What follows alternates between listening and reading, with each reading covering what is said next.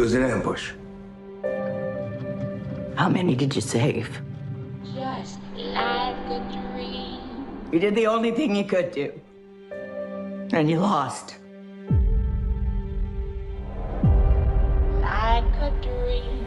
Look, we're still in this thing. The day you walked away. But we have no idea what we're dealing with. Unfortunately.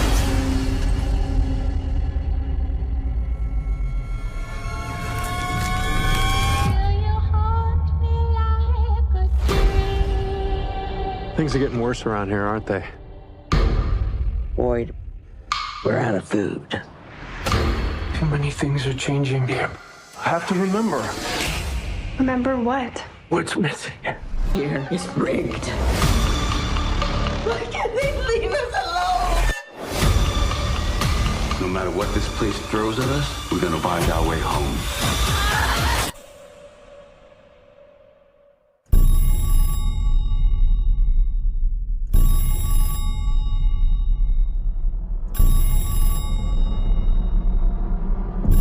Everybody just talks about how afraid they are of dying. Well, I don't think that's the worst thing that can happen to you here.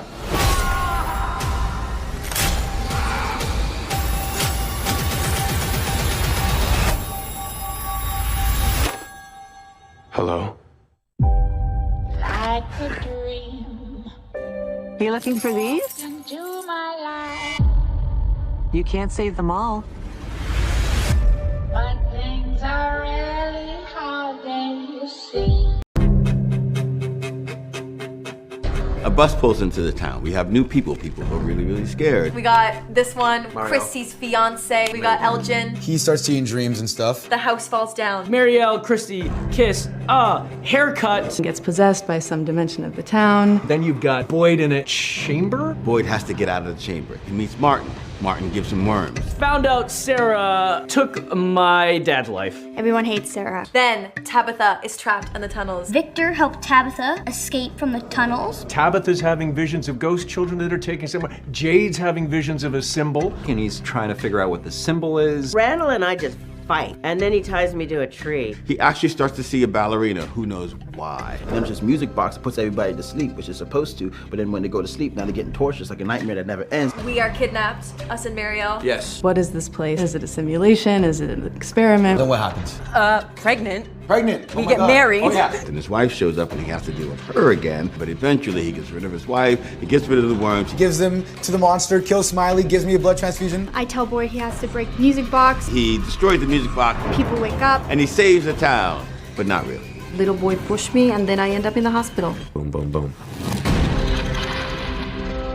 People are still trapped in a town full of monsters. If I gotta stand here all night and listen to you, I'd at least like to know why that is. Look, if you're gonna do something that has even the slightest chance of getting us the hell out of here, no matter how stupid or ill-advised that thing might be, I want to help. Oh. So now all of a sudden you're a team player. If you've seen the things I've seen, you might be too. What are you talking about? And what do you think I'm talking about, Boyd? With me, Julie, Marielle, wherever we were, everybody here just talks about how afraid they are of dying. Well, I don't think that's the worst thing that can happen to you here. I want out. What is up, ladies and gentlemen, one and all? Welcome to another edition, impromptu edition of Fromville Friday. Wasn't sure if I was going to do a stream today or not. Wasn't sure if I was going to have the time, but luckily I finished with some work a little earlier than I thought, so I figured let's do a little Fromville Friday and get us geared up for tomorrow, the big day tomorrow, as we reach the midway point of From Season 3. Man, is this season just absolutely whipping by. It's, man, I don't know about you guys, but it really feels like it was just yesterday that we were watching episode 4, and here we are. A freaking whole week has passed already. It's flying by, absolutely flying by. I cannot believe we are approaching episode 5 already. But we are, unfortunately, the show must go on. The train continues towards its destination, and we are along for the ride. We are along for the ride, guys. But welcome. I am looking forward to this one. Again, I really feel season 3 so far has been just incredibly satisfying from top to bottom, from the writing, the acting, the scenes, just being back in this world of Fromville again. They're hitting it. They're hitting it on all cylinders, and I cannot wait to see what the next half of the season is going to bring. And one thing that I think is really interesting, especially doing these intros for the streams and playing the trailer ahead of time, it's awesome to know that just about pretty much every single scene that was in the season 3 trailer we have already seen in these first 4 episodes. And I love when shows, when they cut their trailers, when they kind of keep it to just the first 3, 4, maybe 5 episodes. I love that, because that means just about everything we have to look forward to from here on out is completely all new stuff. I mean, apart from some of the synopsis that were released a little early on, but even the synopsis were only released up until episode 8, and were a little bit vague, and they didn't give away too much. But widely, for the most part, a lot of the footage, a lot of the episodes that we are going to be seeing from here on out is going to be all new scenes, and I absolutely love that. It's awesome stuff. Cannot wait to see what they have in store for us. What exactly is going to be in store for us? Where is Fatima and her crazy, credible storyline going? What is going to happen with Randall? What is happening with the town and Tabitha and her way out? Are they going to be demanding answers, which it does look like they are, based on the episode 5 trailer? Looks like we have a wild ride still left to go, guys. A wild ride still left to go. And we will be here diving into each and every one of these episodes, along with each and every one of you in the chat. So welcome, everybody. Again, big welcome. Let me scroll up here. Let's see who we got in this awesome chat tonight, shall we? Friday is here, folks. Fromville Friday is here. And you know what that means. We are 1 day away, around actually 26 hours. We are 26 hours, less than 26 hours away now from episode 5 hitting our screens. Getting closer now, guys. Closer and closer.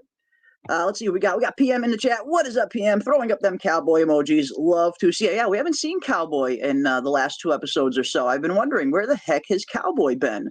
Especially with episode 4 being, almost another monster ambush for the most part, with them setting up the ambulance. Yeah, we didn't see Cowboy Monster anywhere in episode 4. I was wondering where the heck he had scurried off to during all of the festivities. Usually he likes to be in the thick of things.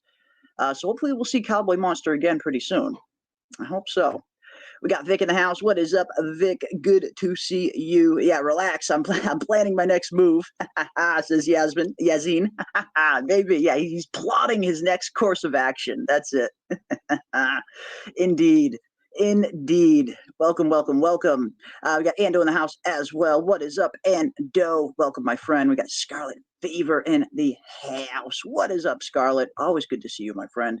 We got the Grumbledore in the building. What is up, Grumbledore? Welcome. We got Joan R. just counting down the hours until next episode is dropped. Yes, absolutely, yes, indeed. As I am, as I know all of you are as well. And that's what we're going to do. We're going to kill some time while we wait for the next episode to upload on our screens. And, of course, we will be live again tomorrow for our usual Saturday pregame shows. But again, I figured tonight I finished work a little early. Let's dive in and have a little fun with a Fromville Friday and see what is up with the awesome Fromily. We got Wolverine fan in the house. What is up, Wolverine fan? We got Kelly in the building. Welcome. I see my buddy Ty is in the house as well. What is up, Ty? Good to see you, my friend. I see Illegal Mods is in the building. What is up, Illegal Mods? We got Way of the Kodiak. Yes. Way of the Kodiak. He better do something next episode. Tired of him running around, running when he has to explain himself. Yes, I assume you're referring to Victor. And yes, it looks like we are going to have a pretty interesting Victor episode in episode 5. Hopefully, we have this long, awesome. I certainly can't wait to see the long-awaited reunion between Victor and his father. And we see a little bit of the reaction that Victor does have when he first learns about his father potentially being here in Fromville. And his reaction is, one of kind of rebuke, really. He's kind of shocked. Thinks it's impossible. And we'll take a look at that here in a minute as well. I do have the episode 5 trailer loaded up, and I will play it here, and we will definitely talk about it. We got Jackson in-house. What is up, Jackson? Good to see you as well. We got Xavier Anderson in the building. What is up, Xavier? Good to see you. Episode 5 may be the best yet. Yes, it may be. It looks like some very interesting scenes that are going to be happening in episode 5. And I'm looking forward to seeing what they have in store for us. Because, yeah, the trailer looks intriguing, at the very least. Intriguing. And I, for one, am super, super excited that Jade and Tabitha are teaming back up once again. The Jade and Tabitha team-up we got in Season 2 was definitely one of my more favorite team-ups that we got. And I feel like those two characters working together, I feel like they can accomplish a lot between Jade and his, kind of visions and all the mystical, and not only the mystical aspect that he's kind of tapping into, but Jade's a very smart individual as well. And then you have Tabitha, who's also pretty smart, and she's also very much tied into the more supernatural side of this thing, with her potentially being this next quote-unquote chosen one. So I really think between those two, and you throw Victor into that mix, and even Victor and Sarah, I really feel like a lot of the big mysteries overall will be solved coming from characters like that, like the Victors, the Sarahs, the Jades, the Tabithas. So it's awesome to see Jade and Tabitha teaming back up again. And it looks like they are going to be having a very interesting trip to the Bottle Faraway tree, which is going to be fun. That is going to be very, very fun. We got Howdy in the house. What is up, Howdy? Good to see you. Well, howdy right on back. We got Elizabeth in the house. What is up, Elizabeth? Good to see you as well. We got Purple Alizé in the building. What is up, Perp? Ty says, I want to slap that Jasper doll so bad. Like I'm a cat. Yeah, the Jasper doll, the Jasper puppet, was definitely an interesting aspect to the show. We've all been wondering so much about this puppet for a very long time. A lot of us had a feeling that the puppet did belong to Christopher, and it was nice to know that we did get that confirmation in last week's episode. A very popular fan theory that has been going around for a while. Yeah, but now we have to find out what exactly is going on with this Jasper puppet. At first, we were led to believe that Christopher was the puppeteer and Jasper was the puppet. But after seeing some of these scenes in episode 4, it looks like there was an interesting role reversal there, where all of a sudden maybe the puppet has become the puppeteer, and Christopher is now the puppet. A nice, interesting role reversal there. But yeah, I'm looking forward to learning a little bit more about Jasper and what kind of influence he was exuding over Christopher. Does Jasper have any kind of connection to this symbol that Christopher was seeing, that Jade is also now seeing? What exactly is going on there?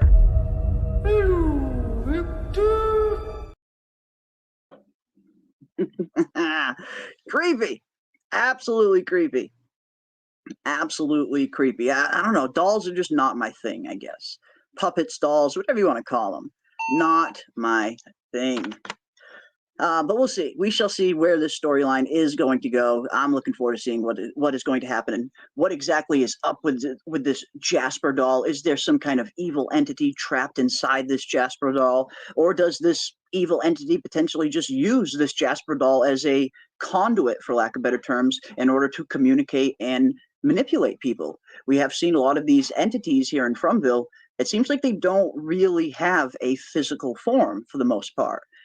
So how exactly are they going to influence people if they can't communicate with people? Maybe this entity is using this Jasper doll to, to those means. I am looking forward to seeing what's going on with that thing, and I definitely am looking forward to hearing from each and every one of you. And I guess we'll start off that tonight with that. That'll be our first question. What do you guys think is going on with this friggin' Jasper doll? Do you think there is some kind of entity inside it? Is this some kind of possessed doll, for lack of better terms? And could we potentially be looking at one of the main villains for Season 3? What do you guys think of Jasper, the creepy doll? The creepy puppet. What is going on with Jasper? And again, big welcome to everybody for joining us this evening. We are getting closer and closer now to episode 5 hitting our screens. We are just 25.5 hours away, guys. Just over 1 day away from episode 5 hitting our screens. And we got Dana Marie coming in with a gifted membership. Thank you so much, Dana Marie. Very much appreciate you, my friend. A gifted membership. Awesome. And it looks like SL Rhodes is the recipient of the membership. Awesome, awesome stuff. Thank you so much, Dana Marie. Oh, and it looks like we have a second one, a second gifted membership from Dana Marie. Thank you so much, Dana. And we actually have a very special announcement that we will be announcing tomorrow night right here on the channel for our usual episode 5 pregame show. Dana and I and Scarlett and maybe a few others, we have something interesting, very interesting planned, along with help from the awesome Nick in the chat. You guys know Nick. Where's Nick? I know I saw Nick here earlier. Where is Nick? Nick L. There he is. Nick L. in the chat has been an awesome contributor to this very special event that we are planning. And tomorrow night, we will be announcing it and announcing the details, when and where it's going to be happening, and what exactly it is. So tune in tomorrow night to the stream. We have a very, very fun and special announcement we are planning. Just to give you guys a little tease. Just to give a little tease. And thank you so much, Dana, for the second gifted membership. Wow, and it looks like Star, the one and only Star, is the recipient of the membership, which is very fitting. I mean, if anyone's going to be using the Dale emoji, it should be Star, the one in the chat who has saddled me with Dale, and now I just can't escape the guy. So thank you, Star. And thank you so much, Dana Marie, for the gifted membership. Very, very generous of you. And shit, I owe you a whoa. Whoa! Awesome stuff. Awesome stuff. Awesome stuff. All right, let's get to it. Let's get to it. We are going to play the episode 5 trailer. Now I have it loaded up here. We will take a look at it. And I want to hear from you guys in the chat. What do you guys think about episode 5? What are some of your predictions heading into episode 5? Where do you think some of these storylines are going to go? What exactly is Boyd reacting to in this weird pool scene? Did somebody get shot through a faraway tree and end up in the pool somehow? Which was seems to be a popular theory going around. I know that was one of the first things I thought of as well when I saw that scene, because it almost looks like, yeah, I mean, it's a very strange scene, Boyd down there in that pool. But yeah. Let's take a look here. Let's take a look at the episode 5 trailer, and then I want to hear from you guys. What are some of your predictions for episode 5? What scenes stuck out to you guys in the trailer? Let us know. What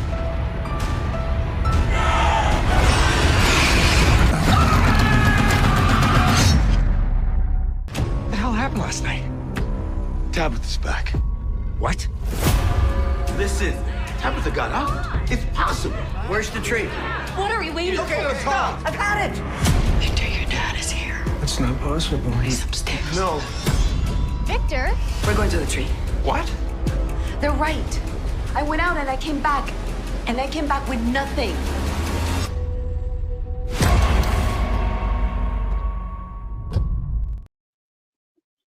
Whew, man. Oh, man. Oh, man. Very, very interesting trailer indeed. But first, it looks like we have a membership chat coming in as well. Oh, thank you so much, Susan, who has been a member for 6 months. Wow. 6 months. Thanks for all the membership. Totally appreciate you. Oh, well, thank you. I appreciate each and every one of you, especially all the members who have been so incredibly supportive of the channel for so long now. Some of you have been members for, you know, going on almost 2 years now, which is absolutely insane to see. But whether this is your, your second year here, or whether this is your first stream ever finding the channel, I am super grateful to each and every one of you. And thank you so much for all of the support. You guys have really made this this whole little community that we're growing here become just incredibly welcoming to everybody. Again, whether it's someone's first stream or their 100th stream, I see you guys always incredibly welcoming to people hopping into the chat. And that's definitely the vibe we want to cultivate here. We want to have some fun, dive into some of the craziness. And I very much appreciate everybody for all of the support. So thank you, Susan. Thank you very much. Thank you for being a member. Wow, 6 months. That is no small feat. That is no small feat indeed. Awesome stuff, guys. Awesome stuff.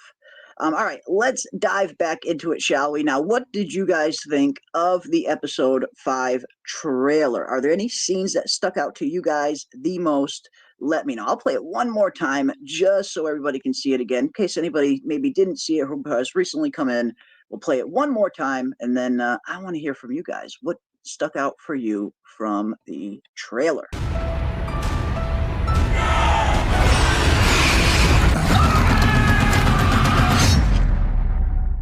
the hell happened last night?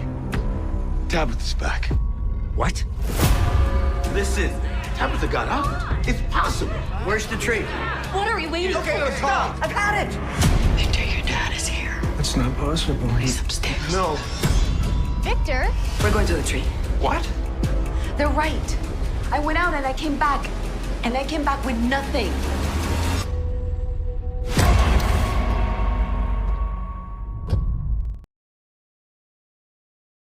Oof, man, interesting.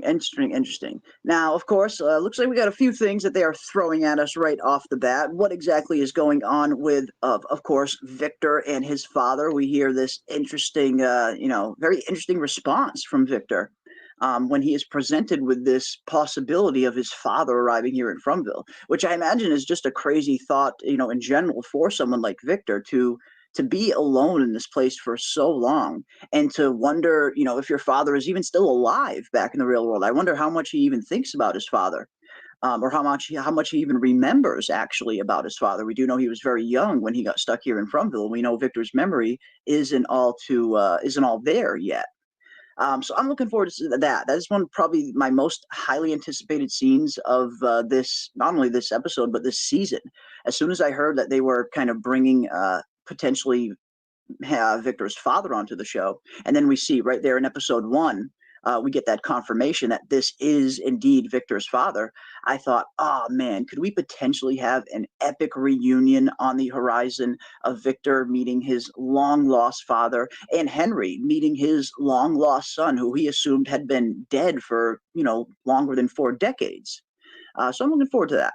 I'm looking forward to the reunion there, and what exactly it'll bring, and maybe if seeing his father will jog loose some other memories. Maybe, who knows?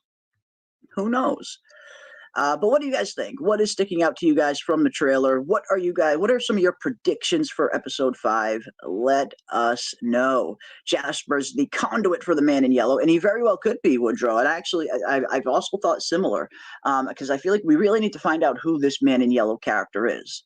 Now, Rob, one of our co-hosts who joins us usually on our Tuesday streams, our Aussie pal Rob, he seems to think that Henry might not be who he says he is. And I know many of you guys have had similar theories as well, that Henry might not be, there might be a little more to Henry than meets the eye.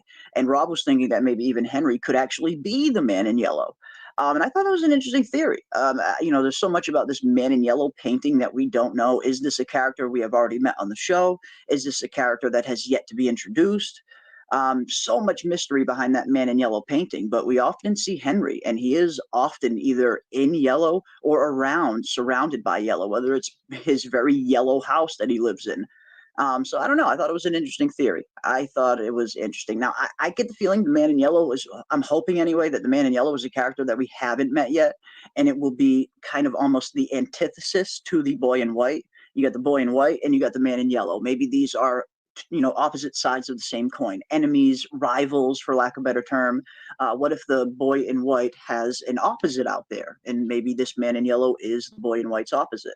But who knows? Still have no idea what is going on with this man in yellow character, but I'm looking forward to finding out. But yeah, as Woodrow says, maybe Jasper is using the puppet. Maybe this entity that is using the Jasper puppet is the man in yellow. Could very well be.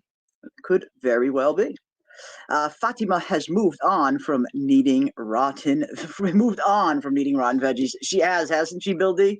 Boy, has she ever. She has gone from rotten food to, again, full-on Donner Party, as I kind of described it in my video last week. Full-on cannibalism now. Now, it's interesting. I mean, she's kind of, she was only drinking blood so far, but I wonder, what's going to be next? What is going to be the progression for Fatima? And I also brought this up in my video as well. If she goes from, craving rotten vegetables, now all of a sudden she's craving human flesh, dead human flesh. What's next? What's going to be what's going to be the next level from that? Could she actually be starting to crave some human flesh that's maybe a little bit more alive? And does Ellis need to be a little bit worried? Could Fatima end up taking a giant chunk out of Ellis next when they're sleeping or something? Who knows? But if I was Ellis, I would certainly be protecting my neck. That is sure. I would be protecting my neck. But we'll see. We'll see where that continues to progress and what will be the next step of that. Chloe wants to see the pool scene. Yeah, me too. I very much want to see the pool scene. And again, just seeing how the trailer is so much hyping up this, bottle tree aspect, the faraway tree. I wouldn't be too surprised if someone, uses one of the faraway trees and maybe it ends up getting spit out into the pool or something. Because we do know that Jade and Tabitha, just based on the trailer here, Jade and Tabitha are going to be traveling to the bottle tree, the same bottle tree that took Tabitha to the lighthouse.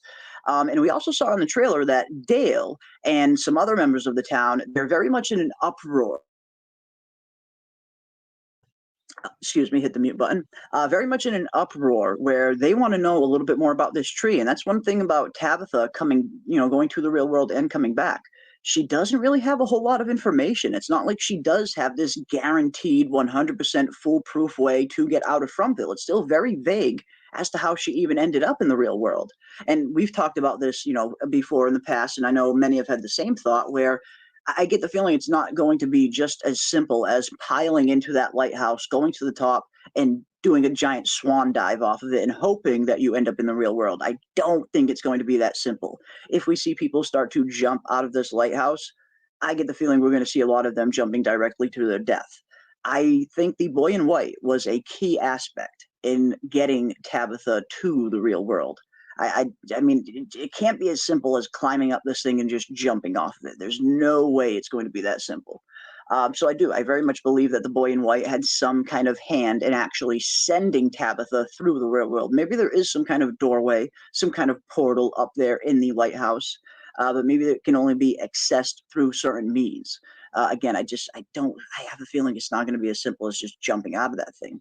But one thing we do know is that Dale, once he hears whatever he hears about Tabitha, and it seems like Tabitha is most likely going to be telling them about the bottle tree that took her to the lighthouse and how she got pushed out of the lighthouse and ended up home. It seems like, again, her information is still very vague as to how she even got there. So I imagine there's only so much she's going to be able to convey to the town, which is going to leave, the characters like Dale, and it looks like even Ellis and Fatima, based on the trailer, wanting more information.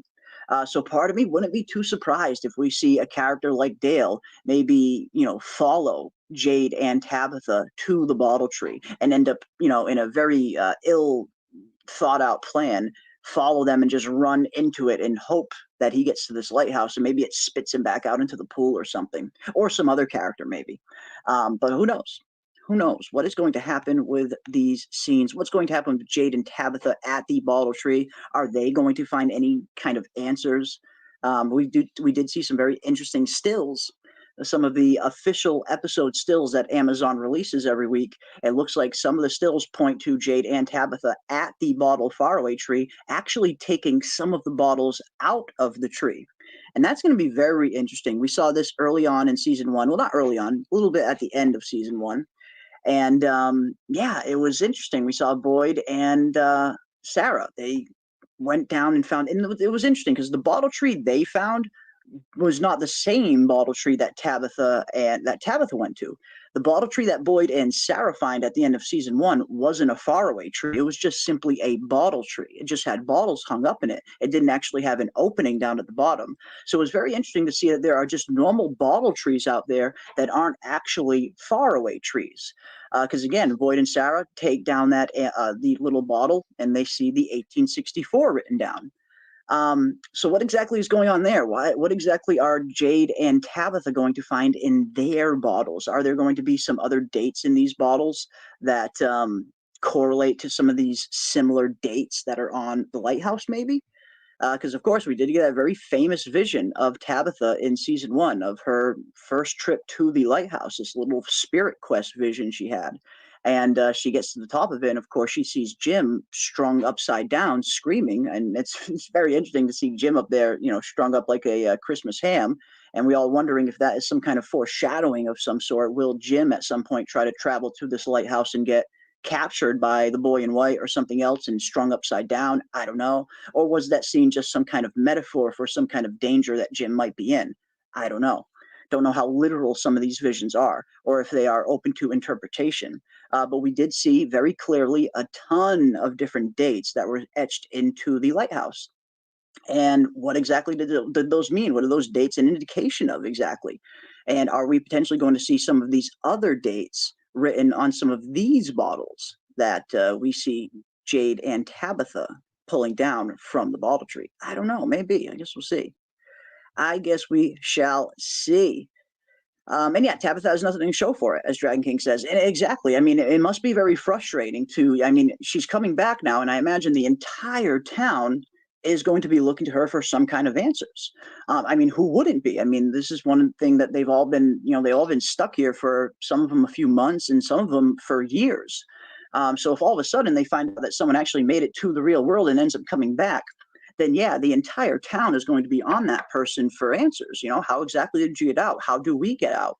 And for her to come back with, just like you said, having nothing to show for it, yeah, how exactly is she going to explain that? I don't know. I don't know. I think the lighthouse is gone. Ooh, Laura Butler. Interesting. I like this. I like that theory. That's an interesting one, because we have been, wondering if things actually physically move here in this place. We get that very early kind of foreshadowing of that from Victor when he's kind of measuring the distance from the trees to Colony House, and he points out that they have moved a few inches. Now, does that indicate that things only move a few inches at a time and the movement is very slow? Or could there be other parts of the forest where the movement is a little bit more, prevalent, a little bit more sped up? Could we actually see that the lighthouse itself is an entirely different place? Because we did get another little interesting kind of hint towards this in season 2 as well, when Victor and Tabitha are actually traveling to the bottle tree for the first time. They get kind of close to it, not super close to it, but they get close enough to it where they know it's in the general area. And Victor says, it was here. It was right here, almost like it had moved a little bit. Now, is that just Victor's memory being a little bit hazy, and maybe the tree ended up being, because it only ended up being like 30 feet away from where he thought it was. But we see Victor, he was very much convinced that the tree was right here. And all of a sudden, boom, they end up finding it, again, like 30 feet in the other direction, indicating that either Victor's memory was a little bit spotty, which could very well be possible, or is that another indication that things do, move here? I don't know. But that's interesting. I like that, Laura. If they do, eventually travel to this bottle tree, and they do go into the bottle tree trying to find this lighthouse, only to find that the lighthouse is just completely gone and moved, that would be super freaking cool. And again, I think it would give us at least another answer as to why there's a lighthouse just out in the middle of nowhere, not surrounded by water in any direction. That was one of the things that has been stumping all of us ever since early on. We see this lighthouse and it's just out there in the middle of the forest. It didn't seem like there is any substantial body of water near it anywhere. But what exactly does that mean? Is it, does it actually move? Is this lighthouse meant to be something other than what lighthouses are usually meant for? Because obviously you see a lighthouse and you think, okay, this is meant for guiding ships into, in at a rocky night so they don't hit the coast, to warn incoming ships that land is near. That is usually the purpose of lighthouses. But again, this one has the same spotlight that you would see regular lighthouses have, to warn the ship that the lighthouse is, encroaching. But here, nothing. Just no body of water anywhere in sight. And could that potentially be the reason right there, Laura? Maybe the lighthouse actually moves, and that's why it's not near any water right now. It could at least explain a little bit as to why there's no body of water out there. But I guess we'll see. I am sorry. I'm a little bit sick tonight, so if you hear me with these sniffles, I do apologize for that. Sorry, guys. It's been, yeah, I got a little bit of a cold coming on. But let's see what else we got. What do you guys think about the lighthouse? Do you think it could potentially move? I actually really like that theory, but I guess we'll see. I guess we shall see. Half of Dale's body in the pool. Oof. Interesting. Yeah, I mean, that would be very nuts. That would be very nutty. Because we did get that very interesting Easter egg from Victor super early on in season 1, where he was warning Ethan that people need to be careful about using these faraway trees. Yes, sometimes it'll spit you out into, a safe destination, but if you're not careful or if you're unluckily, I believe he says you can end up inside a mountain. So yeah, could we see someone use one of these faraway trees and then be, spit out into some place where they're put in some kind of peril? Maybe. I like that. I like that. It's an interesting one. And I hope it doesn't happen to Dale, though. I mean, I feel like, we're just starting to really enjoy Dale a little bit. Not enjoy. I mean, of course, Dale's still very much an asshole. Don't get me wrong. But he does provide some really good comedic levity, at least. And when I look at a show like this, which is a little bit more serious in tone, it does have a lot of heartbreak, a lot of, high intensity, shock value scenes. It's nice to kind of level that out every once in a while with with some characters that are just funny. Whether it's Jade coming in with some just dry humor at the perfectly timed place, or whether it's a character like Dale, giving us some, hilarious freaking dialogue like this. This is a really bad idea. There's nothing else strong enough to pry that trap open. You really want to start pulling apart the ancient tower of holy scary shit? I'm sure whoever built it won't mind. Oh, Jesus. Fuck.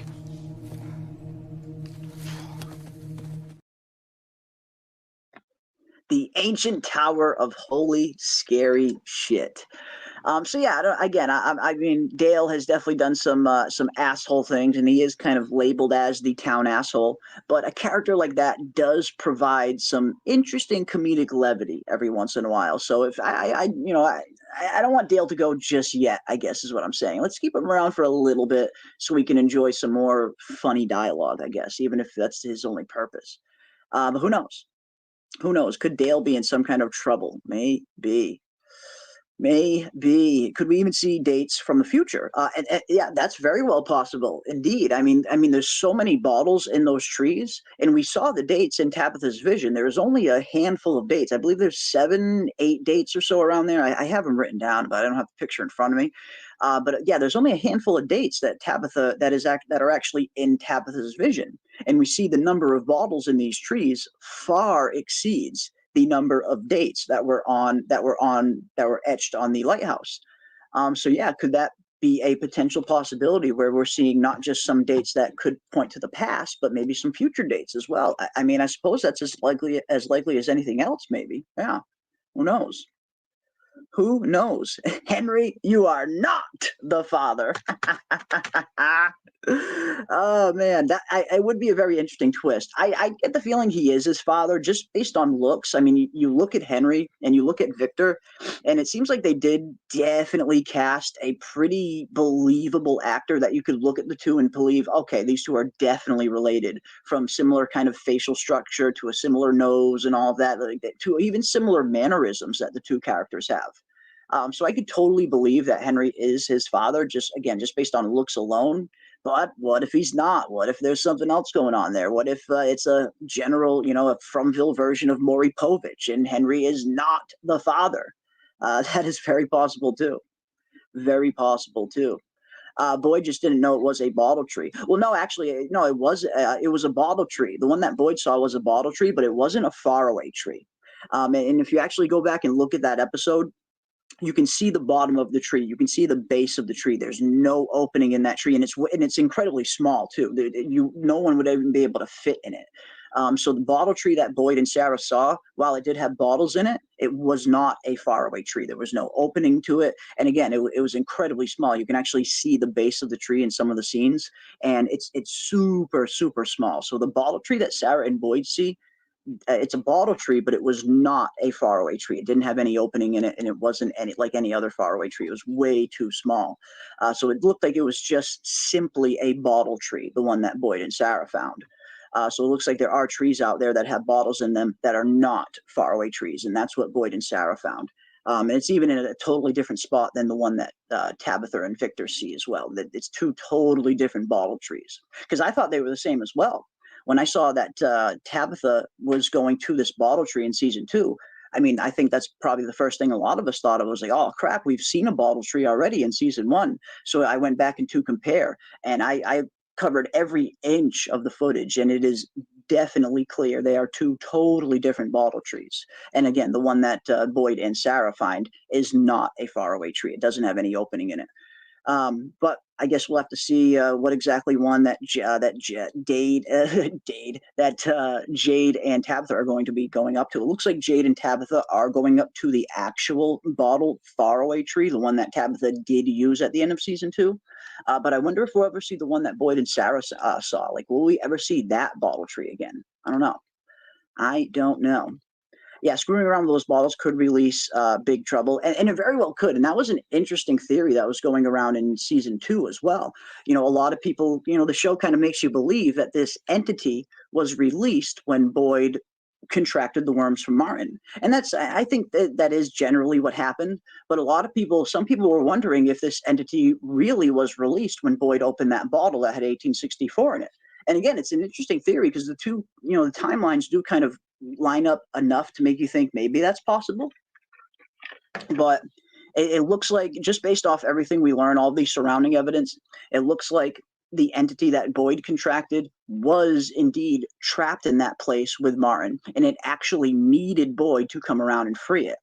Now, again, could there be something else happening with these bottles? Could these bottles be containing something else maybe, and maybe opening them will unwittingly release some other kind of entity? That is definitely a possibility.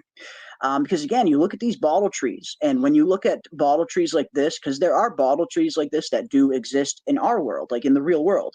These bottle trees are very much a thing in many different mythologies and cultures around the world, where they're pretty much used to trap evil spirits. They'll hang bottles in these trees for that purpose, to trap an evil spirit. And it's believed that as long as the cork is on, the evil spirit is trapped inside the bottle. So could there be some kind of Fromville play on that kind of aspect, on that kind of mythology here in the show, where each one of these bottles is kind of, for lack of a better term, containing some kind of evil spirit, some kind of evil entity. And anytime you open one of these bottles, are you unwittingly releasing something into the forest of Fromville, something that could come back around and haunt the town later on? I don't know. I suppose it's very possible. Let's see what else we got. So Tabitha went to ice cream shop, came out with a church prompted to open the lunchbox. She supposedly spoke to her mom, but didn't ask her anything. Yeah, I mean, if I was Tabitha's mom on that phone call, that phone call would have just made me 10 times more paranoid and 10 times more worried for my daughter. Because yeah, she's incredibly vague, and then she just hangs up on her. It's like, what? Here I go thinking you've been dead for the last month or so, few months, and I get a phone call like that, only for you to hang up on me? Shit. That phone call only would have made me more worried if I was Tabitha's mother. But who knows? Let's see what else. Yeah, they called him wrong. Yeah, that will go over well. Yeah, it went over very well, didn't it? Maybe Jim becomes the next Christopher. Ooh, interesting. Could Jim be at risk for becoming the next Christopher? Well, one thing that we do see in season 3 is that the whole psychological torment that the town is putting through Boyd is certainly not, located to Boyd specifically. It seems like the entire town, or multiple people in the town at the very least, are being very much tortured and tormented psychologically, where it's not just Boyd, it seems like the town is trying to break. It seems like the town's trying to break everybody's spirit. Because yes, we see Jim is getting massively screwed with right now from this voice on this phone claiming to be his dead son Thomas, which of course I think we all know is not really his dead son Thomas. This is more, Fromville screwing with Jim and probably trying to get inside of his head and mess with him. And it's working. I mean, we're seeing Jim. He's incredibly on edge. He's incredibly irritable. He's neglectful sometimes in his duties as a father. Yeah, we're seeing this place is getting to him. It's physically and mentally and emotionally getting to him. Now that Tabitha is back, will we see Jim start to kind of pull himself together a little bit more? Hopefully, I certainly hope that's the case for Julie and Ethan's sake. But yeah, could Jim be slowly being driven mad from these phone calls and all of the other kind of psychological attacks that is being implemented on all of these townfolk? Could there be more than just Jade at risk of going mad? Because it certainly looks like Jade is being pushed to his absolute limit this season. He's always had a rough go of it in Fromville. I feel even since the very beginning. Right when Jade got here, literally his first few days in town, he's already having visions, and these visions have been scaring the absolute crap out of him for the whole time that he's been here. And one thing that I noticed, we played this on our last stream, is I'm starting to see a connection between, obviously, Jade and Christopher. That connection's been established pretty early on. It almost looks like Jade is kind of following in Christopher's steps, where he is the next one to be plagued with visions of this symbol. But it also looks like it's going a step further than that, that even Jade might be connected to this puppet in some weird manner, because we're also seeing that Jade is also having visions of that puppet. And we notice that the puppet is always letting out a very specific and weird scream, whether it's in this latest episode when young Victor actually sees the puppet and it looks over at him and it screams at Victor, or whether it's the vision that Jade has in season 2 and he's having a vision of the puppet that screams at him. We've seen this scream before, and it actually takes place in Jade's very first vision of being down in the root cellar.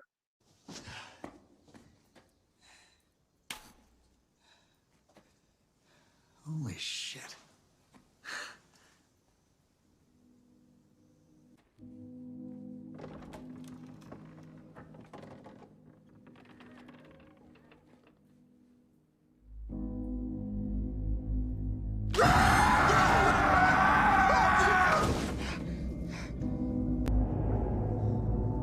What the fuck?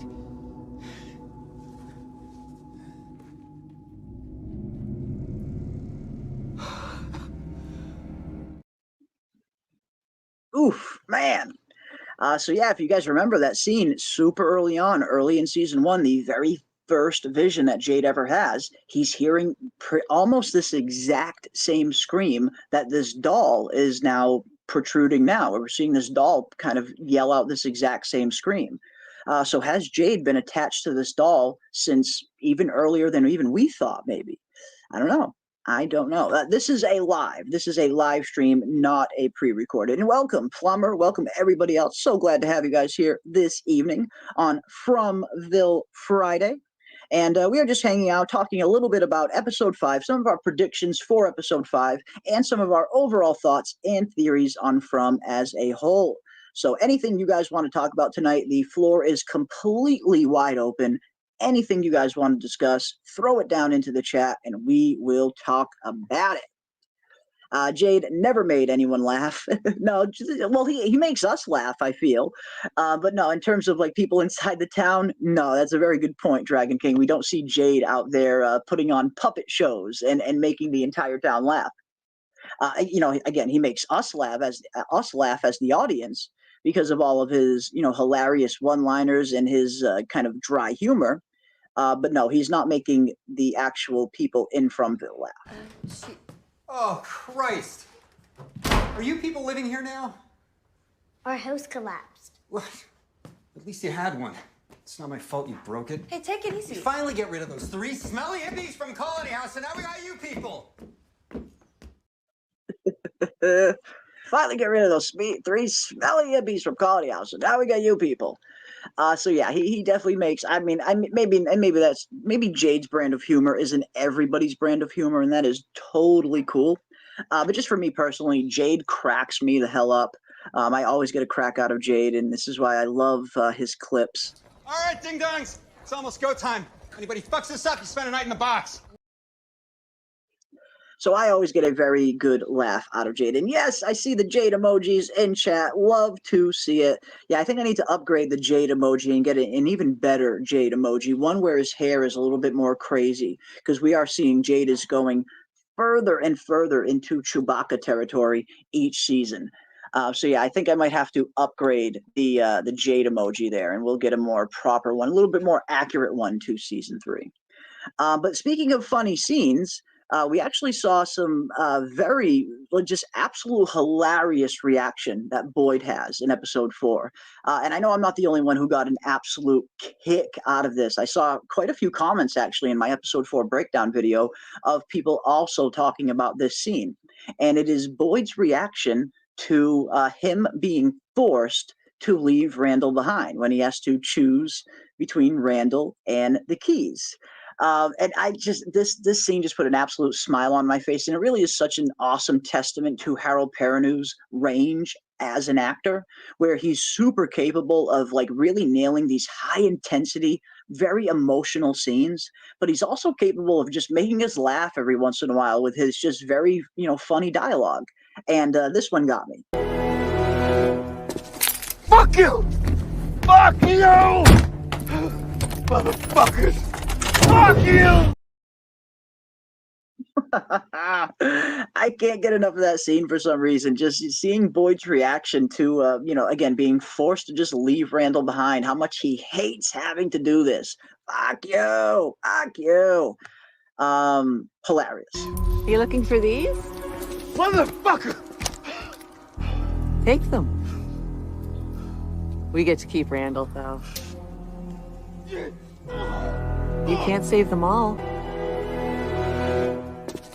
Fuck you! Fuck you! Motherfuckers! Fuck you! What? Boy, did you leave me a piece of shit?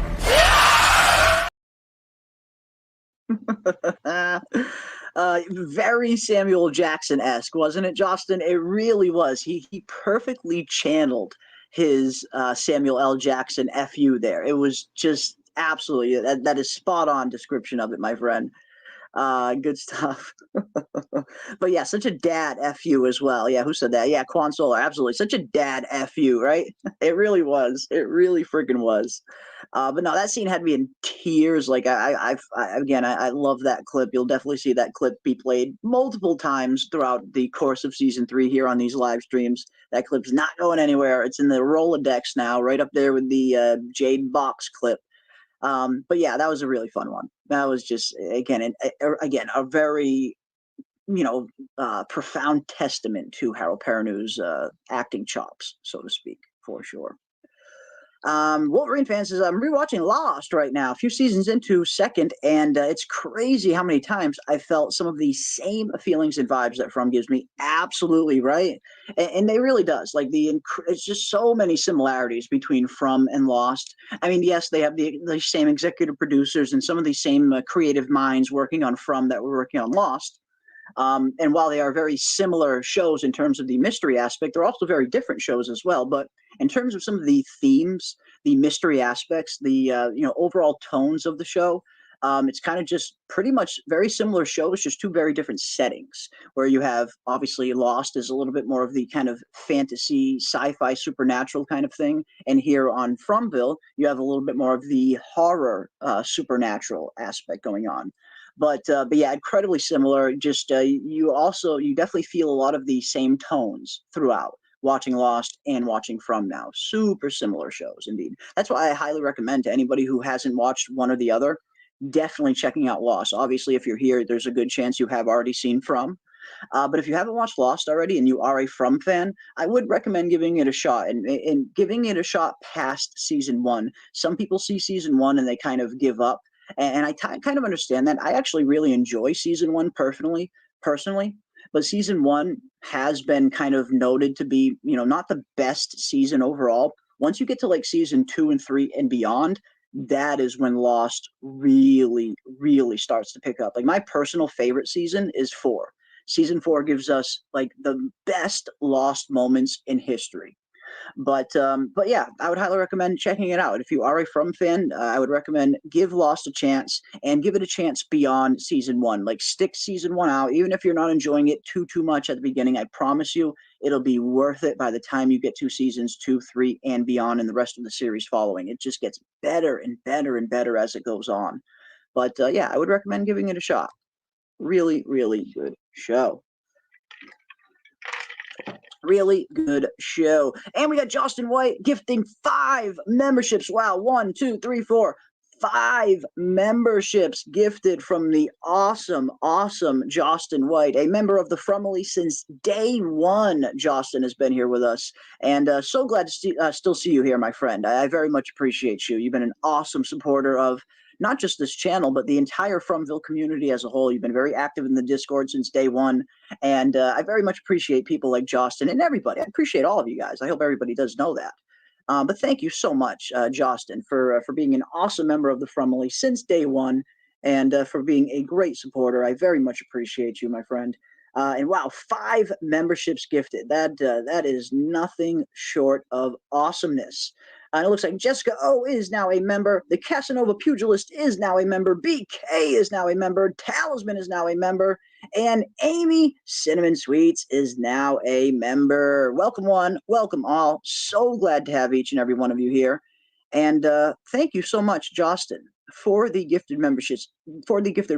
And of course, anyone who has become a member of the show. We have all brand spanking new Fromville custom emojis for you guys to use at your pleasure. And feel free, go to town. And thank you so much, Justin, for the gifted memberships. Whoa! Woe-worthy indeed. Very woe-worthy. Awesome stuff. Awesome stuff. Wow, guys. Thank you, thank you, thank you. Very much appreciate each and every one of you. Very much appreciate it. Jason Caldwell says, Boy in White led Tabitha to the ice cream store because ice cream is the only way to stop the monsters. Maybe that's it, Jason. Maybe the answer was staring her in the face the entire time and she just couldn't freaking see it. Maybe that's it. Maybe the ice cream is the monster's Achilles heel the entire time, and the Boy in White was trying to tell her. He's a little cryptic. He's a little Yoda-like in his, teaching methods where he doesn't directly tell you anything. It is or it is not kind of thing. He's even more cryptic than Yoda even is, I guess. But yeah, maybe we missed the plot there. I'm like 6 episodes through season 6. Ooh, awesome. I hope you're enjoying it. Again, season 6, it's a wild ride. It is a wild ride when you get to that final season, especially when you start to see how this thing ends. I loved the ending to Lost personally. I know a lot of people didn't, but I truly think a lot of people that didn't like it, I think they just didn't understand it because they maybe didn't pay attention close enough. Because if you really pay very close attention to that show, and Lost is one of those shows, very much like From, where it's not really built for just casual viewers. Like, you really need to be paying attention when you're watching Lost, and you really benefit from watching each episode at least twice. I know that's a tall task considering there's 20, 24, 25 episodes in every season in some cases. But you really very much will benefit from watching each episode more than once, and you really will start to get a much better grasp on the show and the overall themes of the show and the ultimate story that they're trying to tell. Lost is not about mystery. It has all of those mystery aspects, don't get me wrong, but the point about Lost is the human experience, the human element behind the mystery. That is the real beauty of the show. A lot of people look at Lost, and I think some people look at From, in the sense where it's just all mystery, and that's totally fine. I mean, everybody is welcome to watch the show through whatever perception they want. Whatever you get out of the show is what you get out of the show as a fan, and definitely never let anybody tell you otherwise. But I do think sometimes that the human element is overlooked in favor for just the heavily mystery aspect. And again, I love the mystery aspect of From and Lost, but it's the deeper, more human element of these shows that really make them special in the end, at least just for me personally. And Lost very much weaves that home in a very, very interesting way, where by the time you get to that final episode and that final scene in that final season, you totally understand that this show was never about mystery. It was about humans. It was about humans coming together in the face of adversity and how they react to these situations and how they choose to come together and how they choose to ultimately go, be torn apart. And I do think From is going to be playing with some similar, themes thematically overall by the time the show is done. And we've even heard John Griffin state this in the past, where the mystery aspect of the show isn't exactly the main point of the show. The main point of the show are these humans, these people that are put in these extraordinary, crazily situations and how they get themselves out of them. Can they rise to the challenge, or will they fall and sink beneath the waves, kind of thing? That is the ultimate kind of message that a lot of these heavily mystery shows kind of are telling, and it's just kind of presented and wrapped up in a way where it's presented to you in a mystery aspect. And again, the mystery of the show is probably one of the most intriguing parts. I mean, at the end of the day, a lot of us are watching From, myself included, because I want to figure out all of this stuff that is going on. Where are the monsters coming from? What is Fromville? Who created it? How are these people getting brought here? Who is bringing them here? What is up with the boy in white? Like, all the incredibly mysterious aspects of From, for me, are, they're just as fun as any other aspect of the show. So yes, obviously everybody wants answers to all these mysteries, and I do think for the most part we will get answers for all of the big mysteries. Maybe not this season, but I do get the feeling by the time this show is over, we will find out everything in terms of how the monsters were created, where they came from, who was bringing these people into Fromville, the boy in white, his ultimate fate. Is he helping? Is he good? Is he evil? I do get the feeling we will get answers to pretty much all of the big mysteries by the time the show is over. But I also get the feeling by the time From is over, there will be another theme that is being weaved in, and that theme will be how humans react to these situations and how they ultimately come together or fall apart. But yeah, you got to answer the mystery as well. I totally understand that. I mean, you can't set up all of this crazy mystery and not answer it. You got to answer it.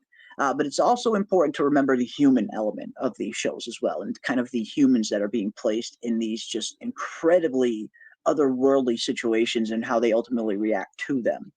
So I kind of really enjoy the show on both of those fronts. Just personally, I love the mystery aspect, but I really love the human element of that show as well. And just seeing seeing something as simple as Scott McCord playing Victor, and seeing his reaction to finally remembering that he had a sister, seeing him break down in that scene, where all of a sudden in that scene, mystery doesn't matter. It's not about mystery. It's just about the pure human reaction that this character is having to realizing that he has a sister that he completely wiped from his memory, a sister that he believes he failed by not keeping safe.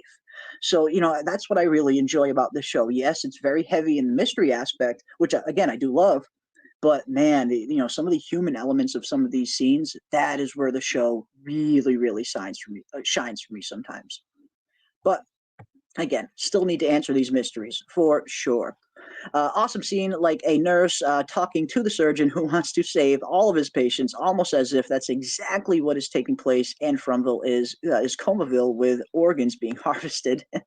Yeah, there still is. I think season 3 has kind of not 100% debunked, but has gone pretty close to debunking the theory that this is all one big shared dream.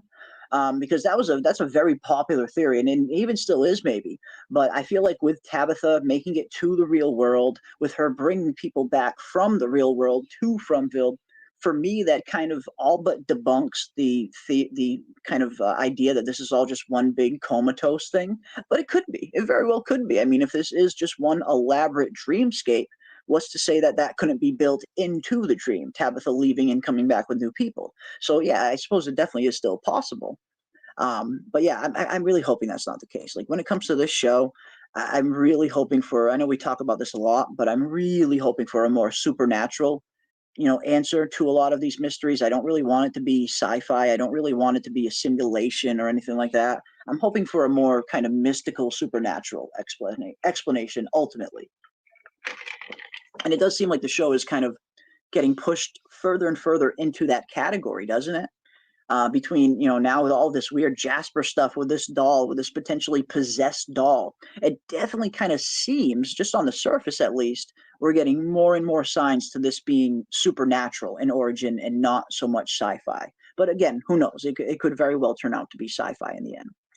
You know how I feel about Lost and From, says Dana Marie. Yes, I do. Dana Marie has been one of the earliest fans of From, riding the charge in terms of maybe potentially Lost and From being connected a little bit more than we thought. Not just in the themes and the kind of the kind of mystery box nature of these stories, but maybe these two shows could actually be set in a similar universe. And again, I love the theory personally. Just being a huge fan of Lost, I would love for these two shows to be set in the same universe. I don't think they are personally, but I would freaking love it because I am just such a huge fan of Lost. But no, Dana brings up some good points in some of her theory in terms of this potentially being connected to the Lost universe. And we do have some interesting lines said in Lost that do potentially point to a place like Fromville maybe existing in the world of Lost in terms of the island in Lost, and the energy that the island is set upon, and how there are different parts in the world that have different energies for different purposes. And we actually see Rose visit one of these places in Lost in one of her flashbacks. That's why she was in Australia to begin with. Because that's, in Lost, the plane was crashing from Australia to LA. And you slowly start to find out why all of these Americans were in Australia and what they were doing. And the character of Rose, you find out she was in Australia because she was seeking some kind of healer. Some kind of natural healer that could hopefully heal her cancer. And she talks to this guy who kind of informs her about different energies for different people. Maybe this just isn't the right energy for you. And then all of a sudden she lands on the island and her cancer is cured. She found the right energy that was meant for her. And some people, and Dana seems to think, and again, this is why I love the theory, because it could potentially fit, that maybe Fromville is just another energy, another part in the world that is set on one of these energy-like places. And again, it's a cool theory. They do kind of leave that door open a little bit from how they lay it out in Lost, that it could potentially be the case. But yeah, no, I'm with you, Dana. I mean, I would love for these two worlds to be connected. I don't think they are, but I would love for them to still be connected. That would be cool.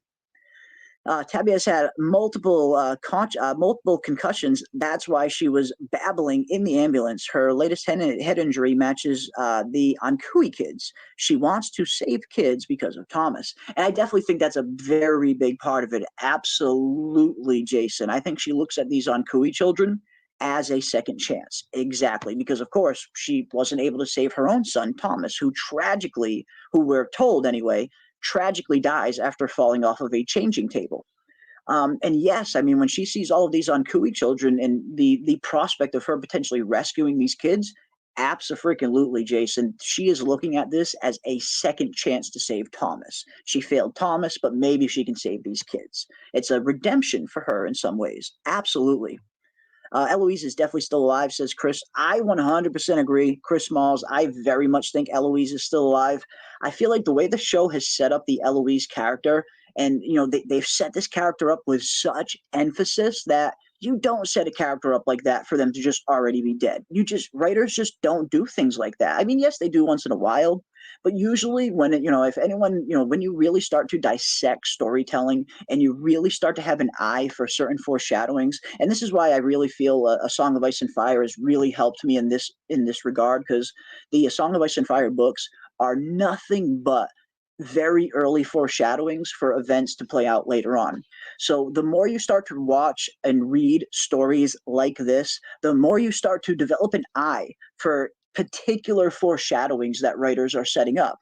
And I think that's what we're having. I think that's what we're seeing here with Eloise, with all of the very specific scenes that we have seen, and the way that they have very specifically laid out that we really don't know what happened to Eloise. Yes, Victor might think she's dead, but we don't really know. The only thing we know 100% certainty that the creators of the show has said is that Eloise leaves town and never returns. That is the only thing we ever hear. Victor never finds Eloise's body. At least that hasn't been confirmed yet.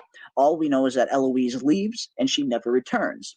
But in terms of how they have set this character up and becoming very prevalent, it seems like she is going to make an appearance. So yes, I am with you.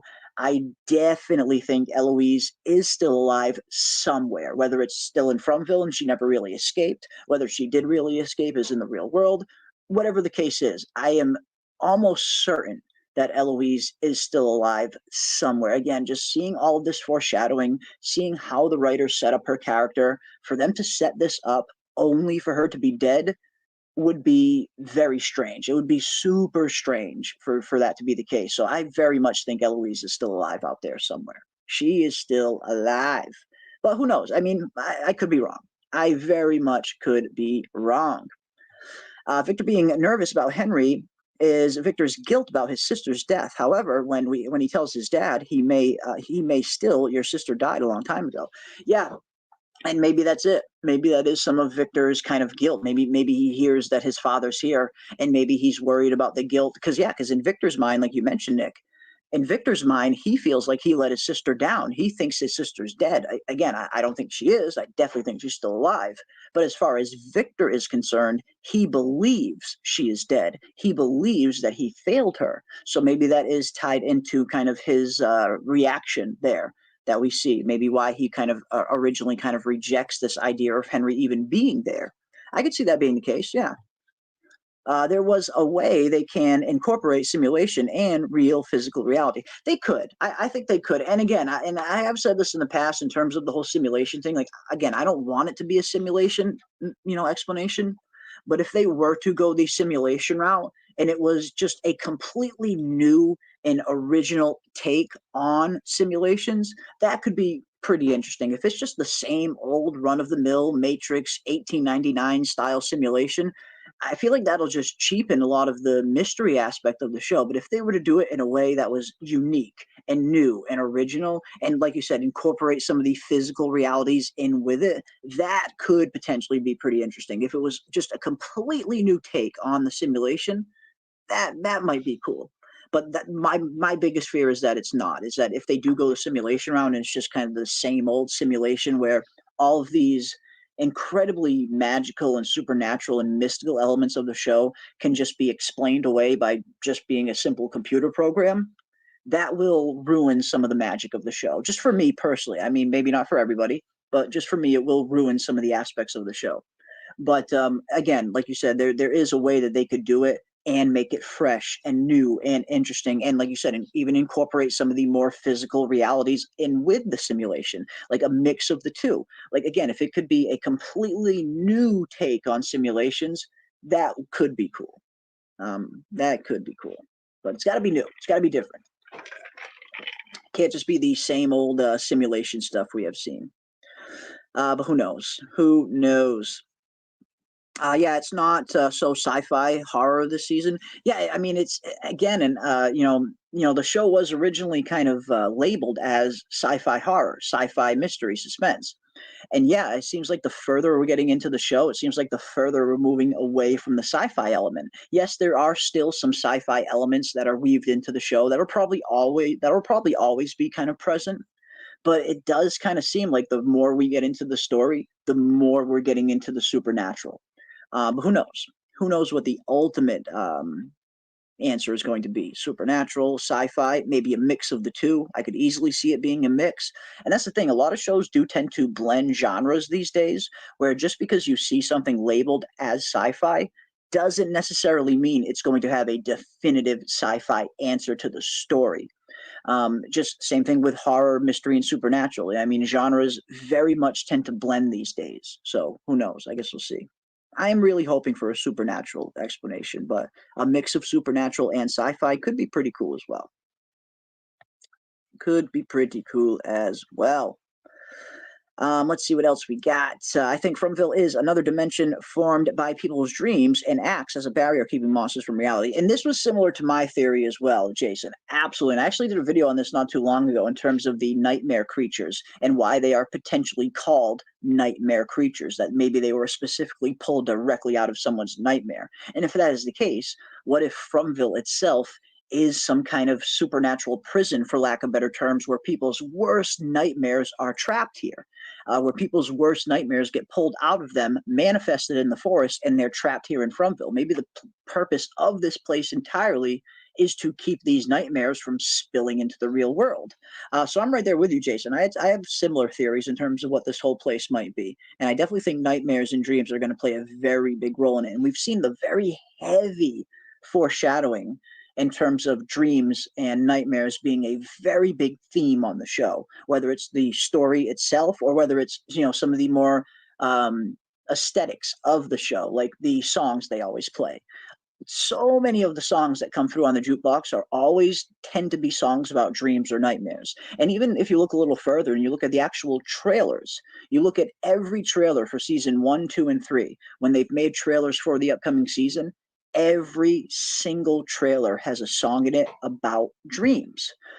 So they're definitely hitting us over the head with all of these dream references, which is definitely leading me to believe that dreams are going to play a pretty big role in the show. I don't think this whole thing is one big dream. I think it's a little more complicated than that. I do think Fromville is an actual real place that people can travel to, but I wouldn't be surprised if people's dreams and nightmares are trapped here, for lack of a better term, and maybe that's even the purpose of this place, to be one big giant supernatural prison that locks everybody's nightmares away. But yeah, I guess we'll see. I guess we shall see. But I think dreams are going to play some kind of aspect, in terms of the real definitive answer as to what Fromville really is. I'd be very surprised if dreams don't play some sort of part in that. Not another teen movie. Uh-oh. Not another teen movie. Yeah, we don't want that.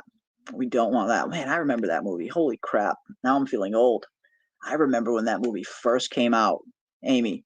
I fucking remember when that movie first came out, and all my friends were in love with it for some reason. I never really liked it too much myself personally, but all my friends were like, "Oh, you got to go see this Not Another Teen movie," and it's just, man, that movie was so popular in my area when it came out.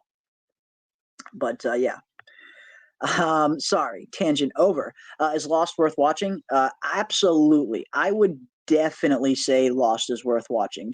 I know everybody has a different take on it. Not everybody liked the ending, but again, I really feel like maybe not everybody. I feel like the majority of the people that bashed the ending just didn't understand it because they didn't pay attention close enough.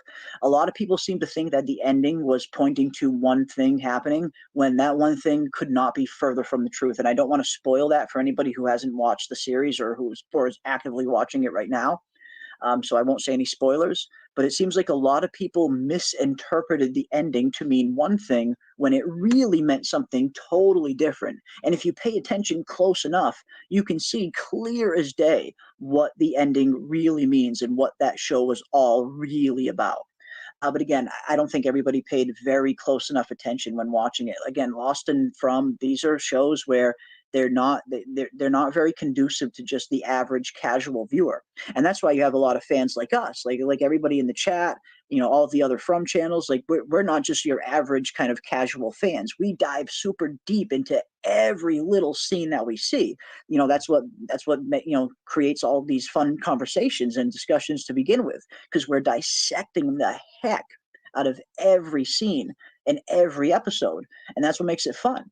But again, that is another reason why just your kind of average casual viewers, they'll probably be missing some things here and there. If you're only watching these episodes just once a week and then you're forgetting about the show until the next episode comes around next week, I wouldn't be surprised if there's a lot of people out there like scratching their heads just not knowing what's going on, because this is definitely one of those shows, much like Lost, where you do very much need to pay very close attention, like super close attention when you're watching these episodes, because there's so much happening in the foreground and in the background that you really need to catch. And it's the background things that you will miss if you're not paying close enough attention. And some of these background things do tend to come back around in the forefront later on in the story. Again, the show is very heavy with its foreshadowing. But in terms of is Lost worth watching? Yes, I would say it's worth watching if you are a From fan in particular. Yes, I would say give it a chance. Give it a chance. Let's see what else we got. Let me scroll down a little bit. Yeah, Locke goes from paraplegic to working legs because of the island. Very much so. Exactly. You can see that this island, it's one of those energy spots where if the right people land there, they tend to have some interesting reactions to that place, and in some cases a healing factor, like you mentioned, Wolverine, with John Locke being healed from his paralysis or Rose being healed from her cancer. So yeah, we've seen that the land has a very interesting effect on the people that land there, and I wonder if From will be similar. I don't know. It definitely seems like From has some very interesting healing properties in it in some cases, at least how I believe, for people that aren't breaking the rules, quote unquote. I believe Eloise is alive. No way they spend that much time in her if she's dead. And that's kind of my thing as well, Delilah. It's just you don't really set up a character like that much just to have her be dead. I get the feeling she is still alive and she is going to play some sort of part on the show, and hopefully that will be revealed hopefully by the end of this season. Like, I do get the feeling we will at least figure out Eloise's true fate in season 3. At least I'm hoping anyway. I don't know one way or another definitively. Again, I haven't seen any of the episodes ahead of time. I'm watching along just with right along with everybody else, so I have no idea what's coming.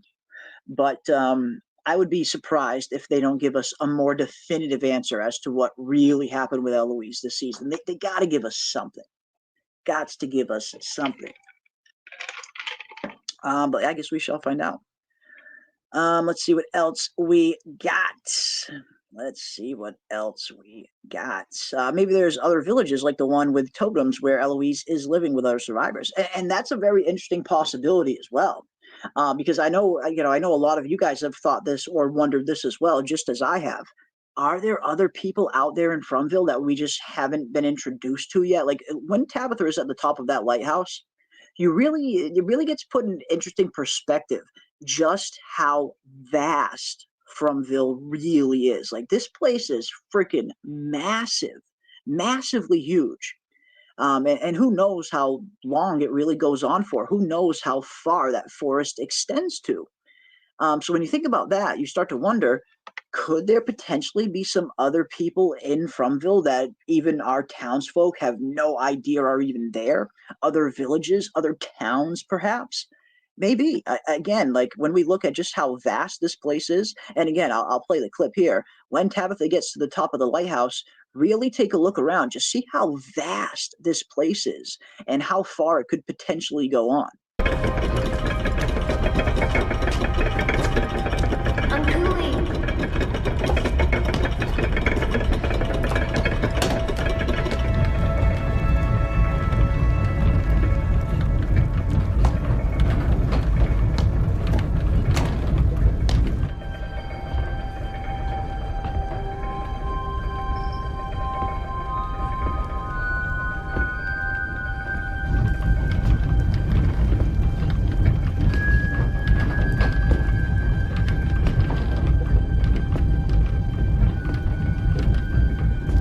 I'm sorry.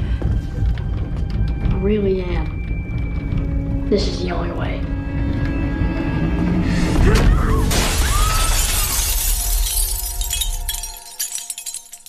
Oof, man, Boy in White, savage with it, savage.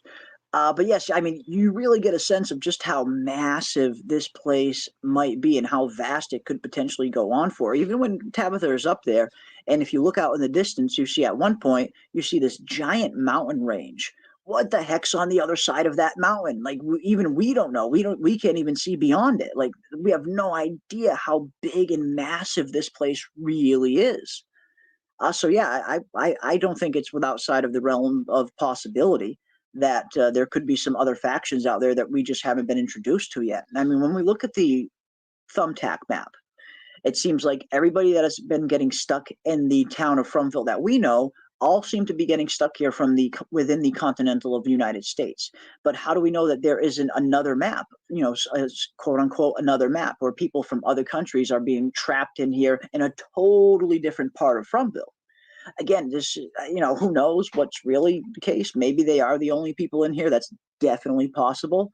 But I wouldn't be surprised, I guess, if we were to learn that there are some other factions out there, just given how vast this place potentially really is.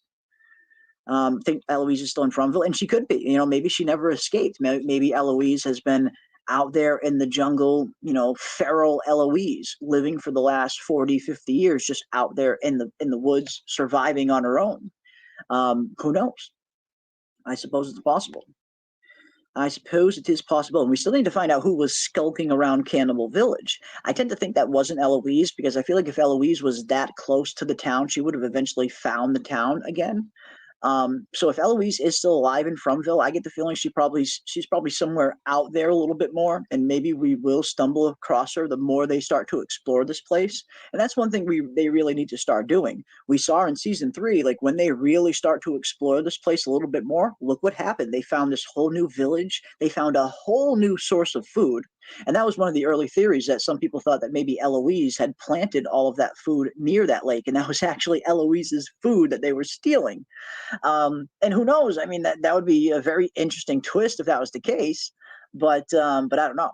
I don't know. But one thing we do know is we have no idea what's out there. And that is the thing. They need to map this place out a little bit more. They need to find out their surroundings. What is truly out there? Now that they have talismans and they do have means of relatively, at least protecting themselves from the monsters. Yes, it seems like the talismans might not protect against some of these other entities, but at least they have, relative protection from these monsters, so they can, if they wanted to, start to travel more and more into the forest to see what else is out there. All they have to do is put up a tent or any random structure and hang up a talisman, and they're safe. At least safe from the monsters, that is. But again, who knows what else is out there? We have also heard that the monsters are just the tip of the spear, and that there are worse things in the forest than the monsters. So you do have to be careful venturing further and further out. Obviously, you got to be on your guard. But at some point, they need to map this place out a little bit more. They need to figure out their surroundings. Until they truly understand what this place is, they'll never be able to combat it and to ultimately defeat it. You can't defeat what you don't know.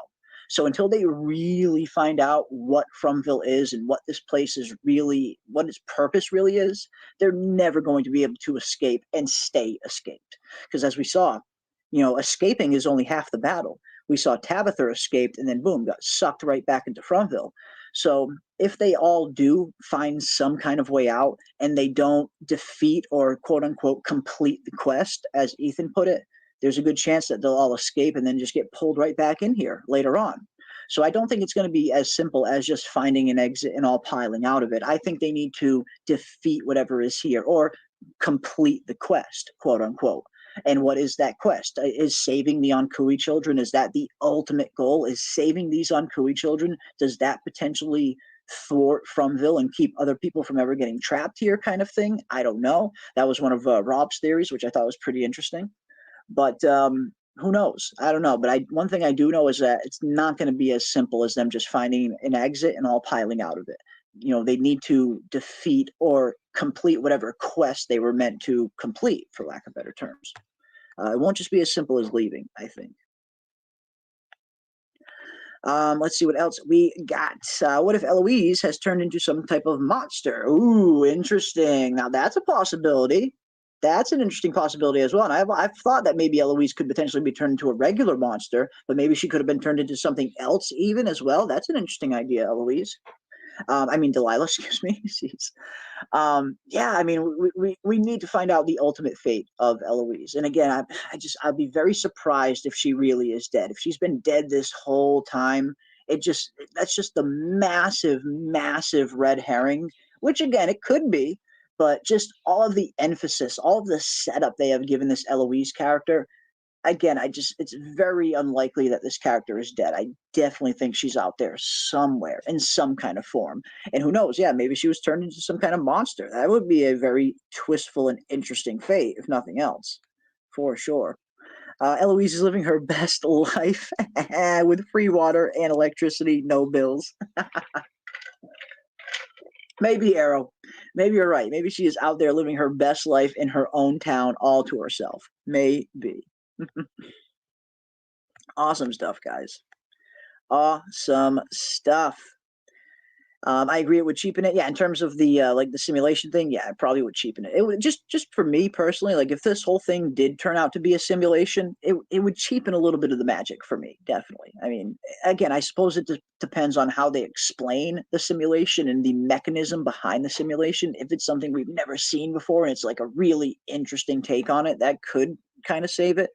But yeah, if it was just your average everyday simulation, it would ruin a little bit of the magic for me personally, definitely. Saving the kids may free the whole town, and maybe that's it. Is that the ultimate goal? And I guess that'll be the next question I asked you guys. What do you think the ultimate goal is? Because again, it doesn't seem like just finding a way out of this place is going to suffice. It seems like they need to defeat whatever is here, or again, complete the quest, as Ethan puts it. Early on, we get that very interesting, very foreshadowing line from Ethan stating that this place is a quest and that you need to defeat the quest to go home. You have to complete the quest to go home. And the closer you get to the end of the quest, the scarier it gets. I definitely think that was a direct foreshadowing for this entire series. He's very much setting up what they're going to have to do and how it's going to get a lot worse before they eventually complete it. That's kind of how I took that whole scene, that whole foreshadowing scene from Ethan. He's telling us, that is the audience, that is the writers telling the audience, in my opinion, that this is some kind of big quest that they need to solve. And until they solve it, they're not going to be able to go home. And it's going to continue to get worse and worse and worse right up until the end. Again, right when you get to the end of the quest is when it gets the scariest. That seems like it was direct foreshadowing for this place getting worse and worse and worse until they do eventually solve it. But what exactly does solving it entail? As you mentioned, Chris, does saving the Onkui children, is that the ultimate goal? Is saving these kids? Does that kind of defeat the town and allow them all to be saved? Maybe. The whole kind of save the cheerleader, save the world. This is straight out of Heroes. Who knows? Who knows? Tabby escaping reminding me of Room 1408. You thought you got out. Oh my God, what a trippy movie, right? You thought you got out. Boy, were you wrong. That was a good movie. 1408 was actually a really good, underrated movie, I thought. When I think of Eloise, I think of the scene in the TV series Angel when Connor, his son, jumps out of the portal and lands looking pretty badass. Well, I'm not familiar with that scene myself personally. I've actually never seen Angel. I know of it. I believe I know of it. It's that kind of, it was that Buffy spinoff, I believe, right? I've never seen Buffy either, so I'm not sure. But I do believe Angel was that Buffy spinoff, that vampire. David Morissette, I think, played him. Yeah, I don't know. I haven't seen the scene, so I don't have reference to it personally, but I will take your word for it, Nico. I will take your word for it. Fromville is a game being played over and over each time, but different each time, not winning the game. And exactly, is this one kind of giant I've always kind of, used the metaphor that this is one kind of giant cosmic chess game being played, for lack of better terms. And do they need to complete the chess game and win the chess game, quote unquote, for them to ultimately defeat this place and really leave? Maybe. Again, we see all these very interesting kind of references and hints to chess within the show, whether it's the kind of surface level chess pieces or whether it's the deeper kind of meanings that we're seeing sprinkled throughout the show, like some of these characters potentially being pawns, like the monsters and the townsfolk, maybe only being pawns in this whole thing, and we haven't even been revealed. We haven't even been introduced to the rooks and the knights and the king and the queen. Who else are these other players? Maybe. I don't know. But it definitely seems like the monsters might just be pawns in this whole thing, and we haven't even met the real big guys yet. Who knows? The people of Fromville are involved in the Dharma Initiative. Yeah, this is all one kind of big twisted Dharma Initiative experiment. Imagine that. That'd be an interesting way to tie this whole thing off. It's just one giant Dharma experiment. Fuck me. Maybe. Eloise is stuck in the mountain. Yeah, could Eloise be stuck in the mountain? Could that line we heard from Victor, could that have been foreshadowing for her ultimate fate? She goes into the bottle tree, thinks she's going to the lighthouse, and boom, gets stuck in a friggin' mountain. Maybe. Oh, shit. Yeah, I don't know. If she is, it would explain why Victor doesn't get attacked. Interesting.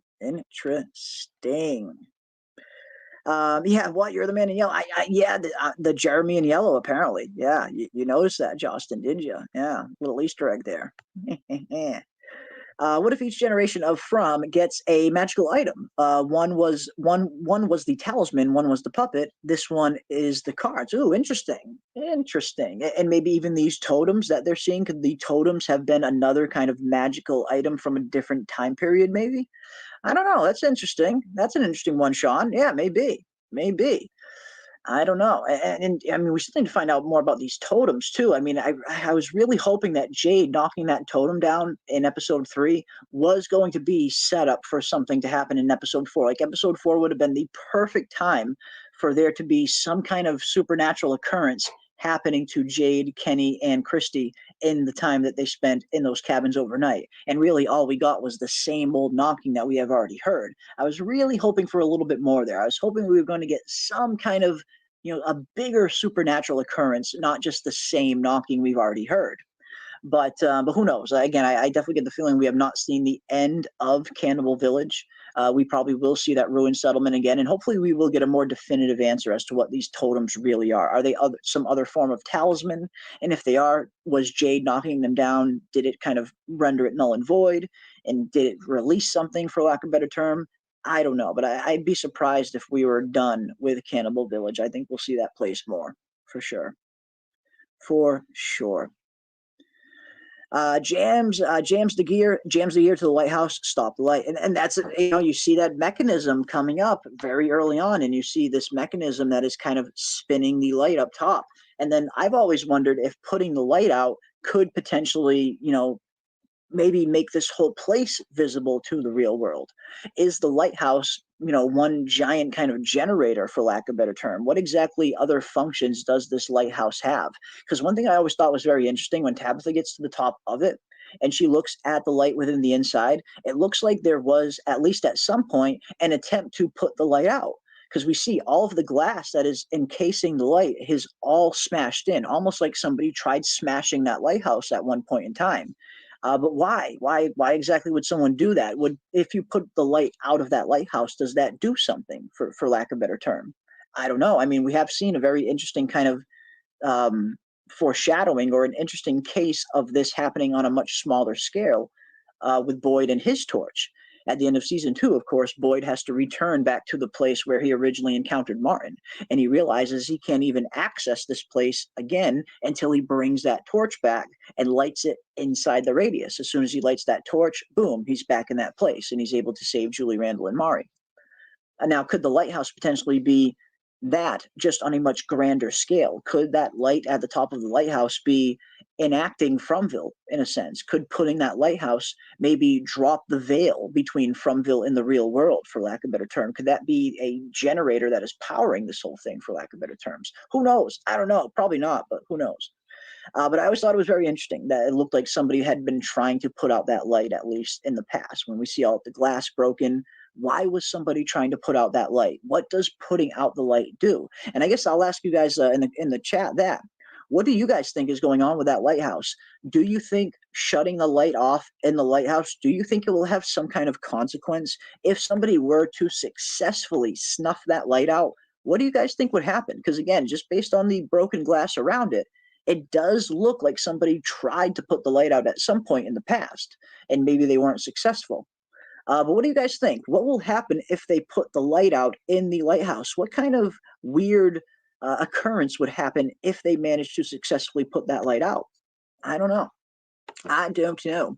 One thing I do know is we have Steph1816 for $5. Wow, thank you so much, Steph. That is incredibly generous of you. Thank you, thank you, thank you.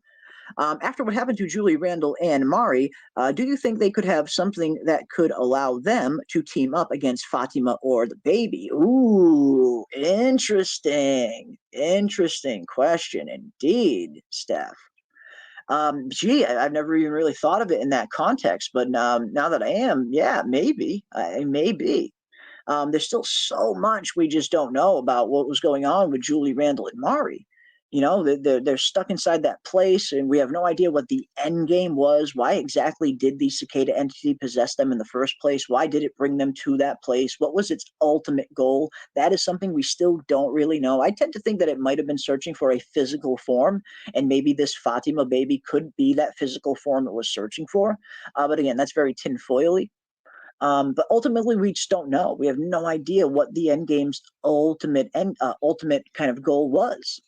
But yeah, I don't know. I mean, could there be something inside Julie, Randall, and Mari that could, maybe combat this Fatima baby? If this Fatima baby is in fact evil and it is some kind of harbinger of ill to come, could Julie, Randall, and Mari be some kind of defense against it? I don't know. I mean, it's a very interesting concept, Steph. I'm not sure.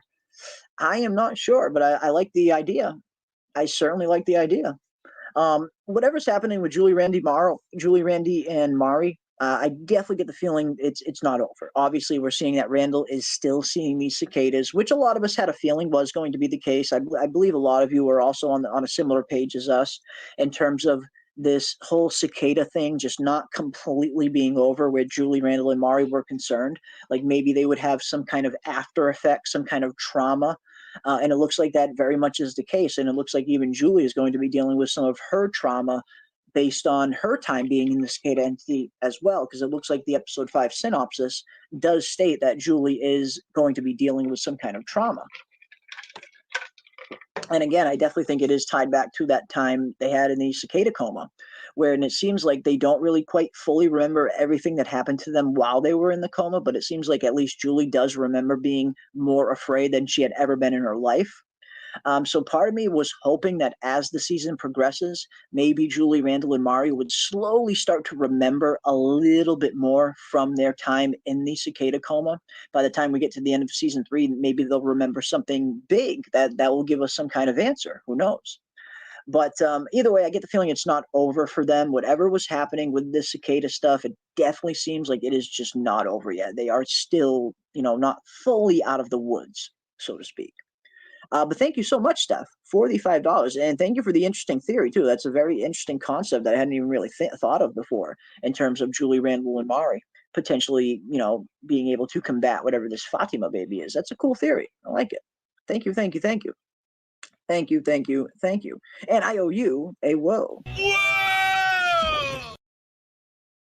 But it looks like I owe some other woes out as well, as Dana Marie has just gifted another 1, 2, 3 memberships. Holy cow. 1, 2, 3 memberships gifted from the awesome Dana Marie. Wow, that was incredibly generous of you, Dana. You've been an awesome supporter. I can't think, and an awesome friend on top of it as well. So thank you so much for everything. And wow, of all the people, Dana Marie, of all of the people to receive one of your gifted memberships, Crazy Mad is the recipient. Wow, if that isn't some kind of cosmic karma weirdness going on there. Holy cow. Crazy Mad is the recipient of the membership. Wow, you can't write this shit. Looks like Wolverine Fan is also a member now, and Crazy Donut is also now a member. Welcome one, welcome all. Thank you so much for the gifted memberships. And yeah, Crazy Mad, welcome, my friend. You are now a new member of all the people. That is hilarious. That is hilarious. Thank you so much, Dana, for the gifted memberships, my friend. Awesome stuff. And it looks like we are not done yet because we have Vic. Wow, thank you so much, Vic. Oh, that's incredibly generous of you and incredibly sweet of you as well. Thank you, thank you, thank you for the $9.99. But more importantly, thank you so better for the message. Feel better soon, Jeremy. I appreciate that. Yeah, just a little bug, nothing bad. Just a little bit of the sniffles, a little bit of a sore throat, but nothing bad. It's not COVID or anything like that. Just a little bit of a cold. But I'll be fine. You know me. I kind of push through these things. It's you can't let it stop you. The show must go on, sort of thing. And the show will, of course, continue right here tomorrow as well. We will be doing our normal Saturday night pregame show like we do every week when we go live and kill some time while we wait for the new episode to load up on our screens, followed by watching it in the Discord. And then, of course, Sunday night as well, we will also be doing our watch party like we do every week. We'll be diving in and watching an encore version of the new episode Sunday, 9 p.m. Eastern, right here on the channel as well. So thank you. Thank you so much for all the support. And thank you very much, Vic, for the get well wishes. I very much appreciate you. Very much appreciate it. Awesome stuff. And it looks like, damn, we are not done yet. We have Crazy Mad for $9.99. Wow, thank you so much, Crazy Mad. Thanks for the gift. Dana Marie, you have finally come around to Stouffer's lasagna. Oh, no, crazy. Crazy Mad. I mean, Dana was kind enough to give Crazy Mad a membership, and now he's throwing the Stouffer's lasagna right back in her face. That is savage. That is savage, Crazy Mad. Man, that's pulling no punches is crazy. For those who don't know, Crazy Mad and Dana Marie, they have an ongoing war going on right now as in terms of what is better, Stouffer's lasagna or good old-fashioned Italian homemade lasagna. Dana thinks homemade is better. Crazy Mad thinks Stouffer's is better. And these two have been at war ever since. And it's been pretty funny to see this war play out. But thank you so much, Crazy Mad, for the $9.99. And man, the war continues, I guess. The lasagna war continues between these two. Whoa! Indeed. And it looks like Dana follows up with another $5. Thank you so much, Dana Marie. Crazy Mad, never. You just got lucky this time. Hashtag Team Homemade for life. Yeah, Dana is firmly on Team Homemade. I'm on Team Homemade as well. You know, I'm Italian, of course. I got to support my Italian brethren or my Italian sister in Dana Marie. And yeah, I mean, come on, it doesn't get much better than freshly Italian homemade lasagna. So yeah, I am on Team Dana here. As much as I love my brother Crazy Mad, I gotta go with the homemade. But yeah, let us know what you guys think. I see there's some homemades in the chat as well. Yes. Homemade from Griff, homemade from Ty, abso-freaking-lutely, homemade from William Brown, hell yes, guys, I love it. Vanessa M is homemade as well, yes, homemade has it, right? Homemade all day. Homie from Amy, yes, yes, yes, yes. Uh-oh, looks like the war is heating up now, guys. Dana has some reinforcements in terms of Team Homemade getting swoller. Shit, the war is heating up. Crazy Mad, you better start recruiting, man. You gotta get out there and get your Stouffer squad. We got Team Homemade versus Stouffer squad. Man, jeez. Jeez. But thank you guys so much for the gifted memberships and for the super chats. And yeah, let the war continue. We shall see who will be the best man. Will it be Team Homemade or will it be Team Stouffer's? As of right now, it looks like Team Homemade is running away with it. Wow.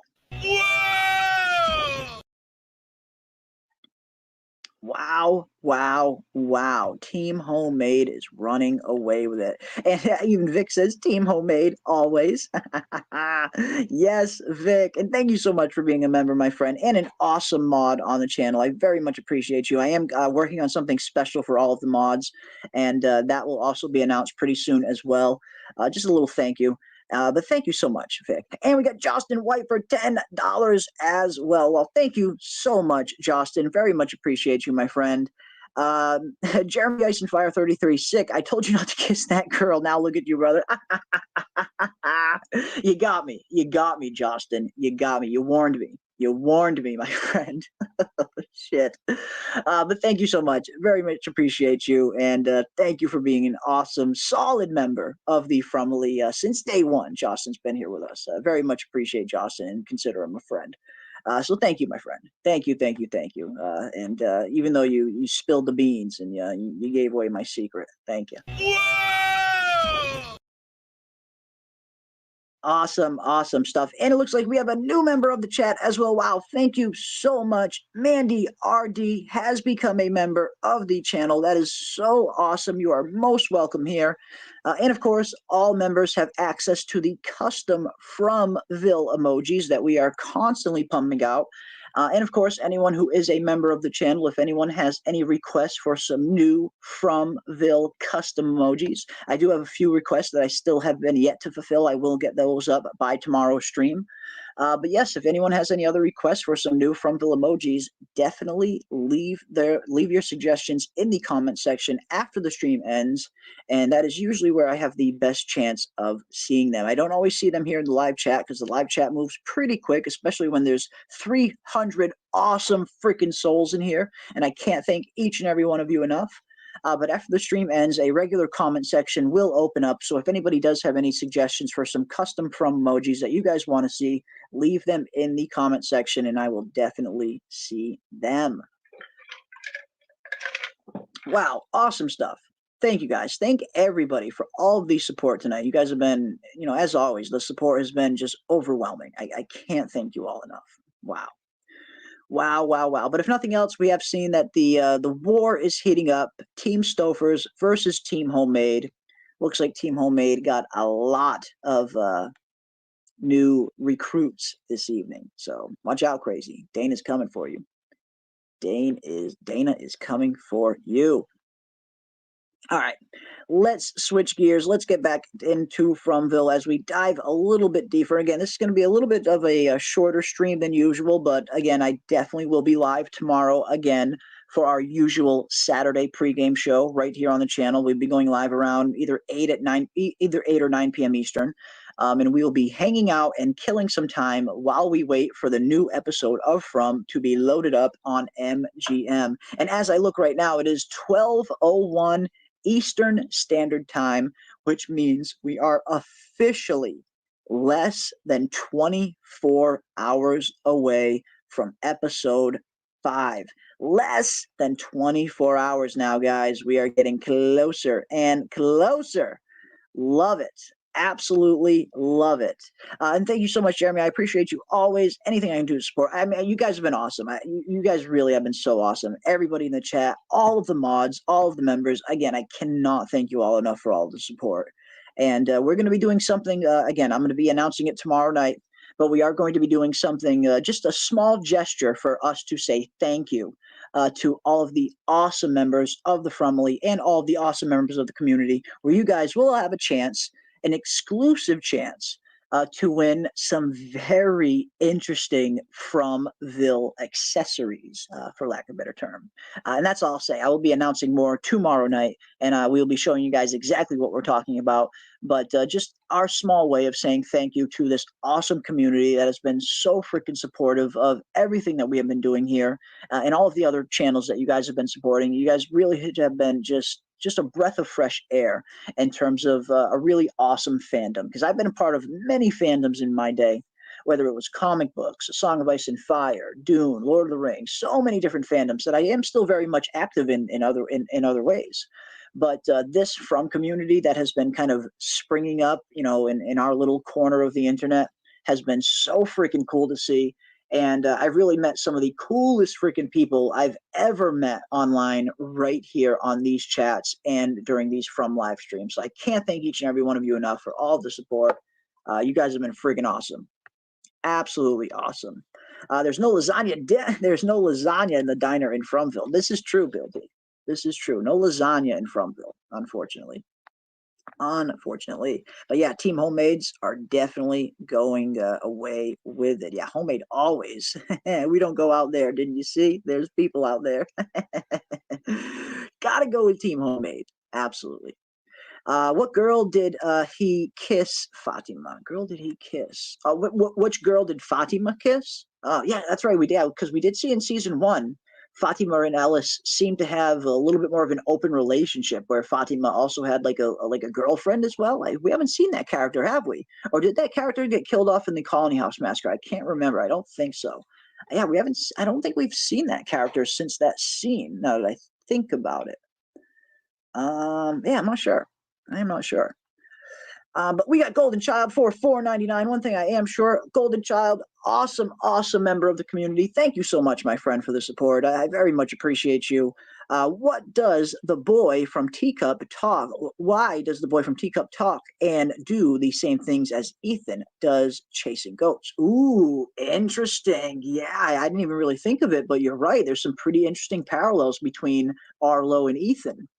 Yeah, shit, I didn't even really think about that, but Arlo definitely seems like he is possessed by something. There obviously there's something inside of him, and I think we see that scene pretty early on in the season where that creepy lady that we first see to open the series off on, she's trying to, break herself free of the restraints she's in, which she successfully does, and then she stumbles upon Arlo later on in the forest, and it seems like she transfers something from her into him.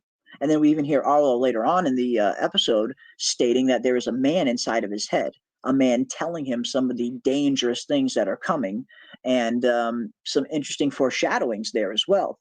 But yeah, I never even really thought about that in terms of all of the parallels there between Ethan and Arlo. There are actually a few, actually, now that you mention it. So yeah, I don't know.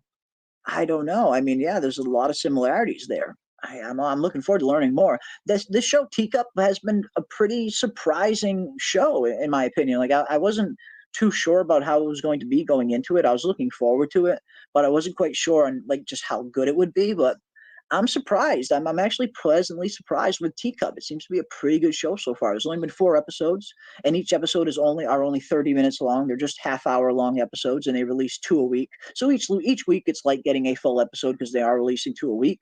But no, it's been good. I'm enjoying Teacup, and I was planning on talking a little bit about it tonight, but obviously the stream's running a little shorter than usual. So we will definitely set up a time to do like a proper Teacup talk. So anybody out there, if you guys are From fans and you haven't seen Teacup yet, I would highly recommend checking it out. It's got some similar tones and some similar themes. Like if you like From, there's a chance you might like Teacup as well. It's a very mystery horror show, just like From is. So yeah, if you guys want, anybody who is interested, check out Teacup if you haven't already. It is on the Peacock streaming service, and Peacock's free. It's not a streaming service you have to pay for or anything like that. It's completely free. So just about everybody and anybody can watch Teacup if you want. So I would recommend checking it out. Check out the first few episodes, see if it's for you, and I will definitely set up a proper Teacup stream next week where we can dive a little bit deeper into that show, because it seems like there are a few of you that are already very much enjoying it inside the Discord. We set up our own Teacup channel in the Discord for anybody who wants to talk Teacup. So yeah, we'll do a proper Teacup stream next week for sure. It's a good, again, it's a surprisingly a really good show. What platform is it on? It is on the Peacock streaming service. And again, Peacock it's free. It's free for everybody. So anybody who does want to watch Teacup, you all should be able to have pretty relatively easy access to it. And I know it's not the best platform in the world, but that's why everything is free on Teacup, because it does kind of come with commercials and ads. But it's not too bad. I mean, there's only like 3 of them per episode, and they're super fast. Just like a 1-minute ad, just like a 1-minute commercial. But that's why it's free. That's why Peacock is able to offer all of its shows for free, because they do run those 1-minute ads on the shows. But again, it's really no different from a commercial on real live TV. But the Peacock interface, like the streaming service itself, the app itself, yes, I do agree with you, your toast. It's not the most efficient. You know, it can buffer and freeze every once in a while, but it does work. Obviously, it works, and you will have. I think you will enjoy watching Teacup personally. If you are a From fan, there's a good chance you will enjoy it. But yeah, anybody who wants to check it out, check out Teacup if you haven't already. And yeah, next week we will set up a proper Fromville / Teacup discussion. Maybe that's what we'll do on our next Friday stream, 1 week from tonight. Maybe we will do a proper Teacup talk. Talking Teacup, as I call it. Talking Teacup. But yeah, awesome stuff. Awesome stuff. Dominic says, hey, has anyone discussed the number 1864? Because they showed that number twice on the show. Yes, we have. We've been discussing, I think a lot of you guys in the chat and us, we've definitely been wondering a lot about these numbers, especially the numbers that Tabitha saw in her vision of the lighthouse, which 1864 was one of the dates that was in Tabitha's vision etched on the wall. But then we also see 1864 pop up in the bottle that Boyd pulls down down from the bottle tree that him and Sarah see at the end of season 1. And then, of course, we also see all these other references to 1864, the time period, like the heavy Civil War aspect of the show.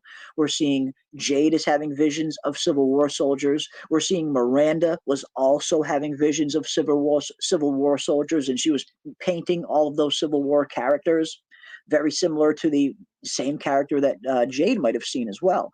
So yes, it definitely seems like 1864, the date or the number 1864 seems to be pretty prevalent within the show of From. And that makes me wonder, what else is in some of these other bottles? It does look like Jade and Tabitha, again, are going to be traveling to the bottle tree in episode 5. And it looks like they are going to be trying to take some of those bottles down. And I wouldn't be too surprised if we see some other dates inside some of these bottles that also correspond with the dates that were in Tabitha's vision. Again, the 1864 was there. I wouldn't be surprised if we see a 1506, if we see a 1978. I wouldn't be surprised if we see some of these other dates in some of these bottles. But what exactly does it mean is the question. There's been a lot of interesting fan theories. Some people think that if you have one of these dates on you and you go through a faraway tree, that is where the faraway tree will take you, which is an interesting theory. But in terms of like definitive stuff that we actually know, there's really not much there yet. We just haven't been given enough information, enough data on these numbers, on these dates. But 1864 definitely seems to be the one that has been reoccurring the most. And again, we see the clear aspect, the clear connection to the Civil War time period. So yeah, hopefully we'll learn a little bit more about some of these dates and what exactly these things are meant to indicate. What exactly are they trying to tell us about these dates? But hopefully we'll find out. Hopefully we shall find out more. Let's see what else we got. I will look at Teacup. Awesome. Yeah, check it out. And again, I think From fans, at least a good portion of From fans, will probably like Teacup. Probably. Not everybody likes it, which is totally cool. But I think the majority of you, if you check it out, will probably like it. It is a pretty good show. Well, that means it was 3 times. Yeah, the 1864 thing. Yeah, it's been popping up multiple times, right? I mean, between the bottle, the date, the Civil War soldiers, we're seeing it all over the place. But again, what exactly does it mean? Just like we're seeing all of these 4s and 7s all over the place that a lot of people have been pointing out since early in season 1. We see tons of 4s and tons of 7s, which, I mean, I tend to think might just be a wink and a nod to Stephen King. Stephen King, the number 47 is very closely associated with Stephen King. Not only was he born in 1947, but he also has 4 and 7 giant on his giant gate inside of his mansion. So the numbers 4 and 7 have always been very closely tied to Stephen King. So part of me wouldn't be surprised if all of these 4s and 7s that we're seeing are just a wink and a nod to him. But who knows? Maybe they'll play like an actual more important part in the actual plot. Because that's the one thing I haven't really seen yet, at least in terms of the 4s and 7s. Now, the 1864, we're definitely seeing a clear case of that number playing a part in the actual story plot. But in terms of the 4s and 7s, we're really only seeing the 4s and 7s in the background up until now. They haven't really played any major part in the actual story. So as long as these 4s and 7s are just kind of background material, I am kind of led to believe that that's probably just a wink and a nod to Stephen King. Again, Stephen King is a huge From fan. He loves this show. And not only that, Stephen King and Jack Bender, the director of From, are very close friends. So it wouldn't be too much of a stretch to think that they would throw some winks and nods to Stephen King in this show. And I wouldn't be surprised if Stephen King's work was in some small way some inspiration to John Griffin in creating From. Because From is very much, definitely seems like this is a place that you could find right out of a Stephen King book. But I don't know. Seeing that all of these 4s and 7s, we're seeing a lot of them. But again, we're only seeing them in the background, and they haven't really played any significant part in any of the plot. So until we see that actually happen, I'm kind of led to believe that they're just a wink and a nod to Stephen King. If we see these 4s and 7s start to play a more prevalent part in the actual story, then I think maybe we can dive a little bit deeper into these 4s and 7s and see if there's a deeper meaning there. And there very well could be. Again, they are showing us these 4s and 7s a lot. It could be a little bit more than just a simple wink and nod, and maybe it is. But until we actually see them play a part in the actual plot, I'm trying to just take what the show is actually giving us, I guess, in terms of the numbers. So I'm not really diving too deep into the 4s and 7s until I see them play a little bit more of a prevalent part in the actual story. But who knows? Who knows? Yes, she died in the massacre. Dale pushed in front of the monsters to escape. Yeah, Dale, oh man, I get the feeling I'm going to get some interesting scenes for Dale, for sure. For sure. What was the earliest date in the lighthouse or bottle tree? I think the earliest date we saw in Tabitha's vision was 1506, I believe. I believe the 1506 one. I mean, just going off the top of my head, I don't have my stills in front of me, unfortunately, because my internet is acting up. But just going off the top of my head, I believe 1506 was the earliest date etched on the lighthouse. And chat, I'm sure there's someone in the chat who either can confirm that or let me know if I'm wrong. Was 1506 the earliest date? I do believe it was. 1506, I think, was the earliest one. Yeah, lighthouse was 1506. Okay, thank you. Yeah, so the bottle tree was 1864. That much we saw, but the ones on the actual lighthouse, yeah, 1506 was the earliest one. Okay, thank you guys. Yeah, I thought it was 1506, but I just wanted to be sure. Don't want to give out wrong information because I'm going off just the top of my head. But yeah, 1506 was the earliest one, and the latest one was 1978. And of course, we know 1978 to be potentially the previous cycle. And that's another interesting theory that's been, going around the fandom ever since pretty early season 1, that there is some kind of potential cycle being played in a loop over and over and over again. And that's why we're continuing to see characters fill similar roles to previous characters, like whether it's Jade and Christopher, or Tabitha and Miranda, or Ethan and Victor. We're seeing a lot of characters play very similar parts that previous characters in Fromville have played. So yes, if 1506 is the earliest time period and 1978 is the latest date on the lighthouse, could each one of these dates potentially be other cycles? Were these dates marking the time periods that other cycles took place? And who knows, maybe 1864 was just another time period where people were stuck here in Fromville, like that Civil War soldier we saw. Maybe that Civil War soldier was stuck here in Fromville at some point. I do get the feeling, and again, it's just a little tinfoily theory, but I wouldn't be surprised if all of the people that Jade is seeing were all previous versions of people that were seeing the same symbol. Because we know Jade is seeing Christopher. We know Christopher saw the symbol. But what if it's a little bit more than that? What if this Civil War soldier that Jade was having visions of also was seeing this symbol? What if this character that Jade had the vision of in episode 3, the one drinking out of the human skull, what if that character was also seeing this symbol? What if Jade is seeing previous versions of himself, just like Miranda was seeing previous versions of herself, previous chosen ones, all of which apparently all failed to save the Unkui children? And I wouldn't be surprised if all of these people that Jade is seeing are all previous versions of people that saw the symbol, and each one of them failed to solve it. It does seem like failure has been the kind of reoccurrence, that nobody has been able to save these Unkui children, and potentially nobody has been able to solve the symbol. But I do think Jade will. I very much have confidence that Jade will eventually solve what this symbol means, and he won't let it drive him mad, similar to maybe how Christopher was driven mad by it. But I don't know. I guess we shall see. Are we seeing some kind of cycle being played over and over and over again? And are those dates in the lighthouse potential dates when other cycles happened, maybe? I don't know. But again, it's very interesting to see the 1978 date up there, and to know that the massacre happened in 1978. The Victor massacre happened in 78. So it definitely seems like there's a connection there, for sure. Definitely seems to be some kind of connection. But man, we are getting closer and closer now. I love it. I love it. Let's see what else we got. Scrolling down.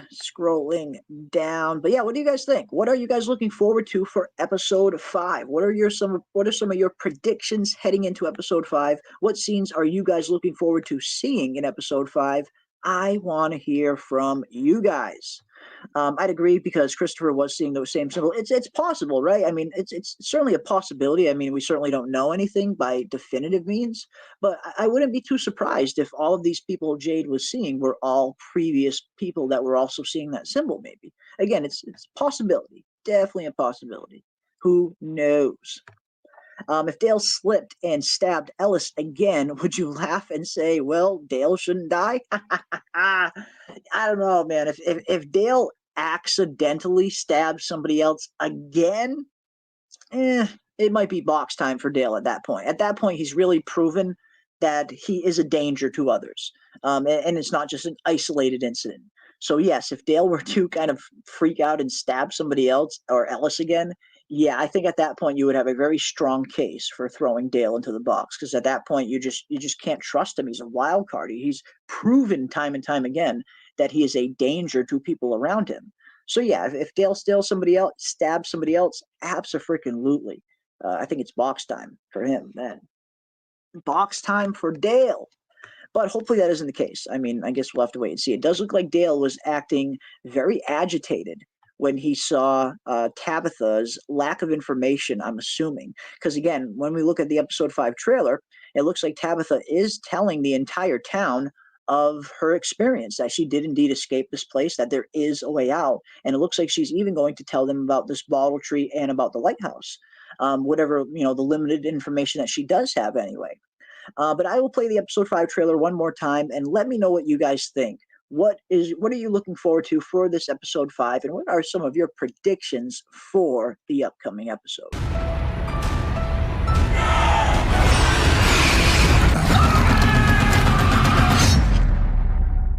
the hell happened last night? Tabitha's back. What? Listen, Tabitha got up. It's possible. Where's the tree? What are we waiting for? Okay, let's talk. I've had it. Victor, your dad is here. That's not possible. He's upstairs. No. Victor? We're going to the tree. What? They're right. I went out and I came back. And I came back with nothing.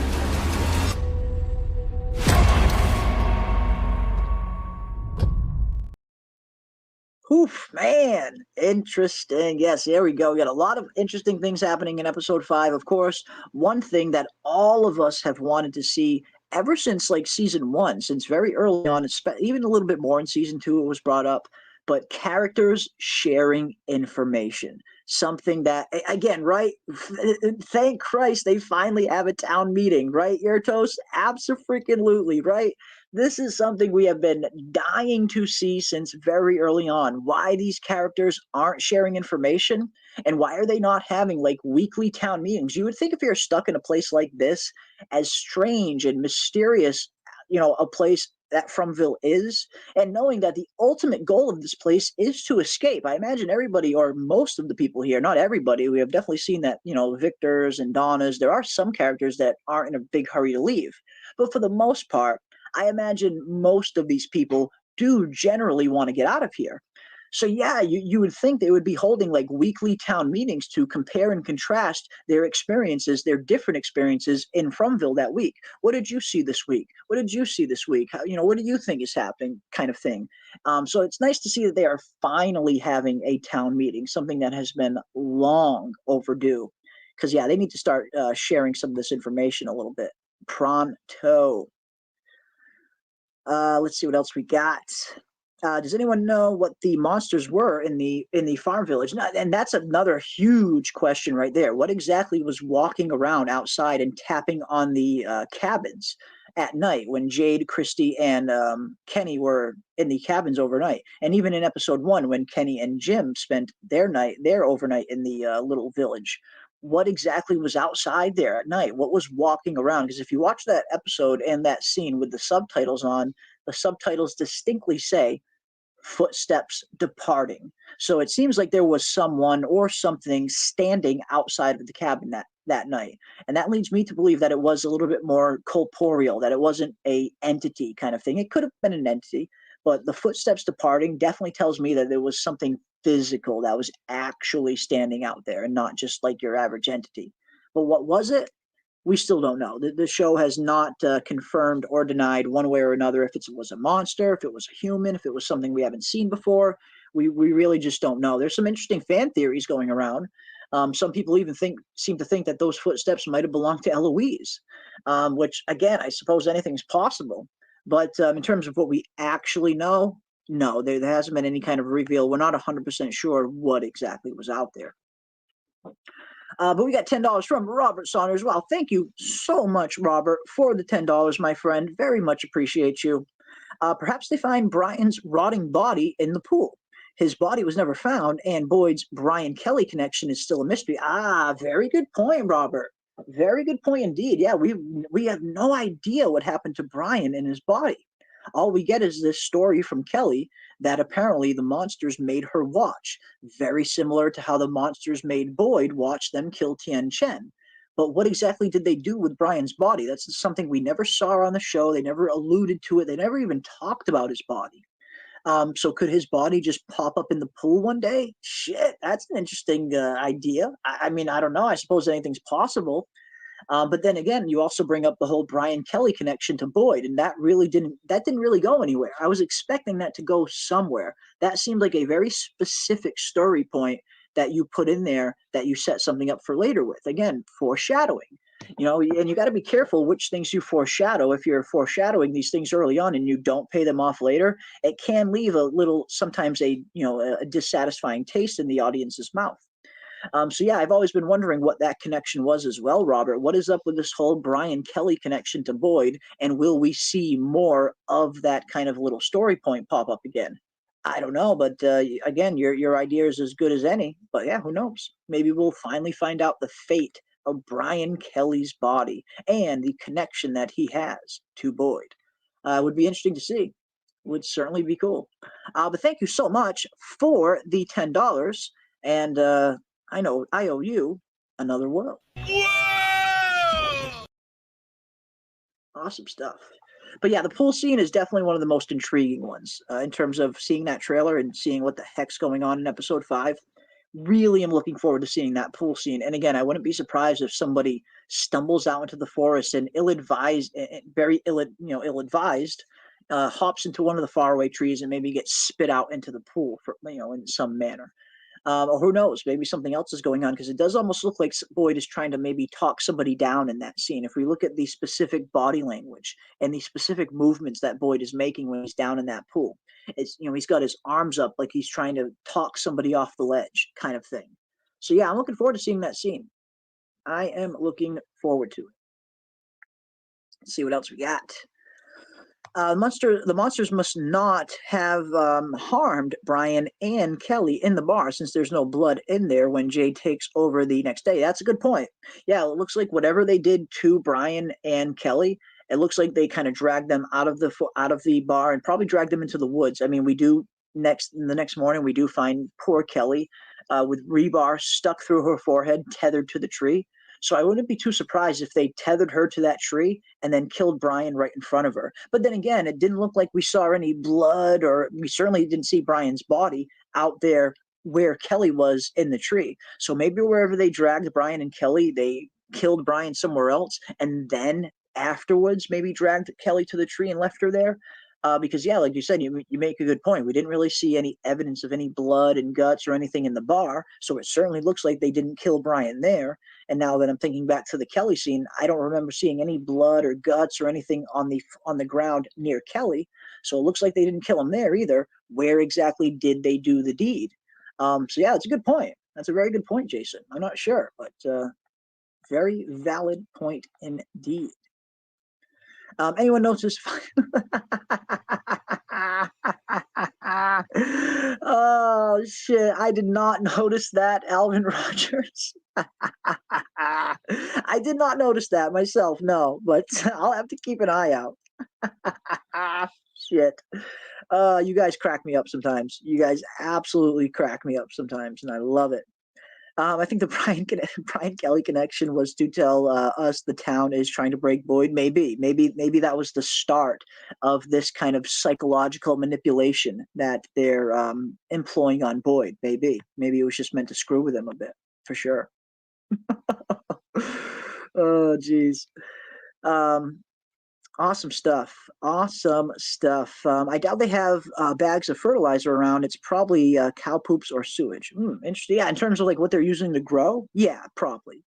I mean, cow manure is famously a very good fertilizer at the end of the day. So yeah, maybe. Was their names just a coincidence that the monsters jumped on to mess with Boyd? Now that's a possibility as well. I mean, we do know that these monsters seem to know everybody's name. I mean, they know personal information about these people in some cases.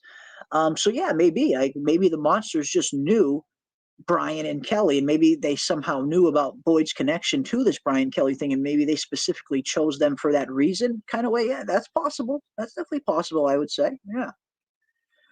Let's see. Not getting answers could be the whole point. This place is so insane. There's no rhyme or reason, and that's the thing, right? It's just so chaotic up until this point. And I do get the feeling it will get to a point where it does start to be less chaotic. I do feel like each season we will get more and more like definitive data points that will make this place less chaotic. But yeah, as of right now, it does seem like there's no rhyme or reason to anything. And I always kind of go back to the scene that Jade has with the dead bartender Tom in season 2. Where Jade is, he's doing everything he can to try and figure out this place. But he says, nothing in this place makes sense.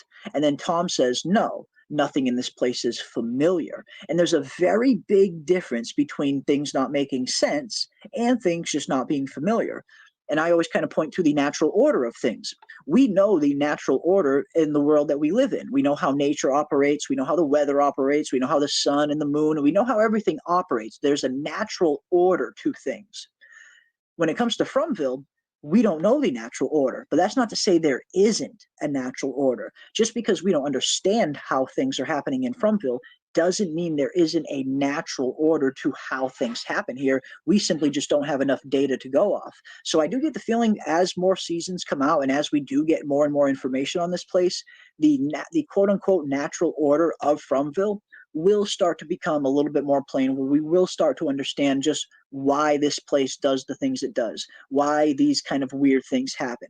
Yes, as of right now, everything looks incredibly chaotic because we just simply don't have enough context for this place. But I do think once that context continues to come through, we will start to have a more definitive picture as to what is going on. But as of right now, you're absolutely right, Princess.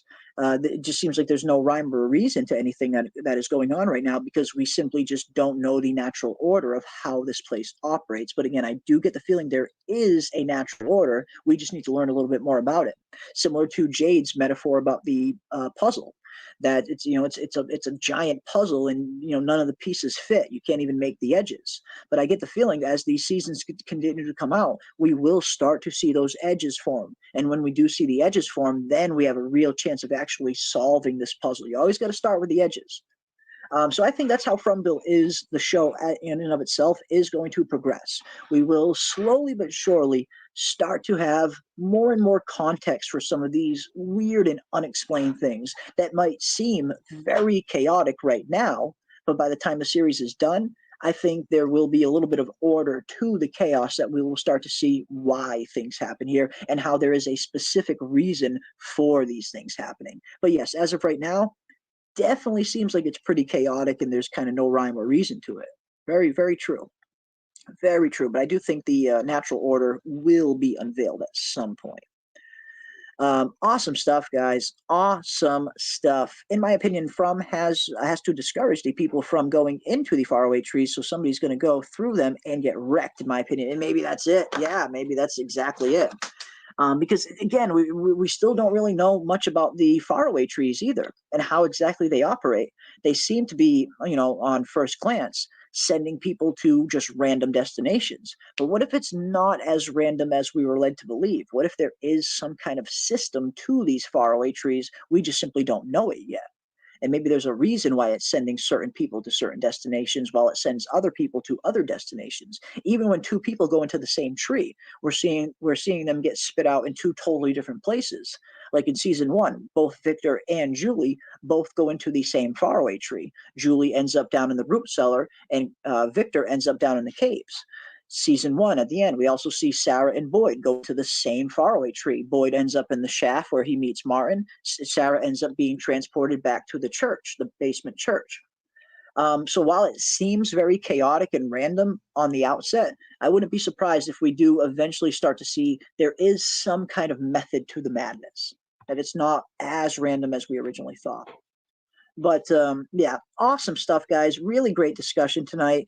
And again, this was definitely a little bit of a shorter stream. I am going to get ready to close this one down now, a little bit shorter than we usually go. But tomorrow night, again, I will be live for our usual Saturday streams, for our usual pregame streams right here on the channel, where we hang out and kill some time as we wait for episode 5 to load on our screens. And as I look now, we are less than 24 hours away. We are 23 and a half hours away, guys, from episode 5 hitting our screens.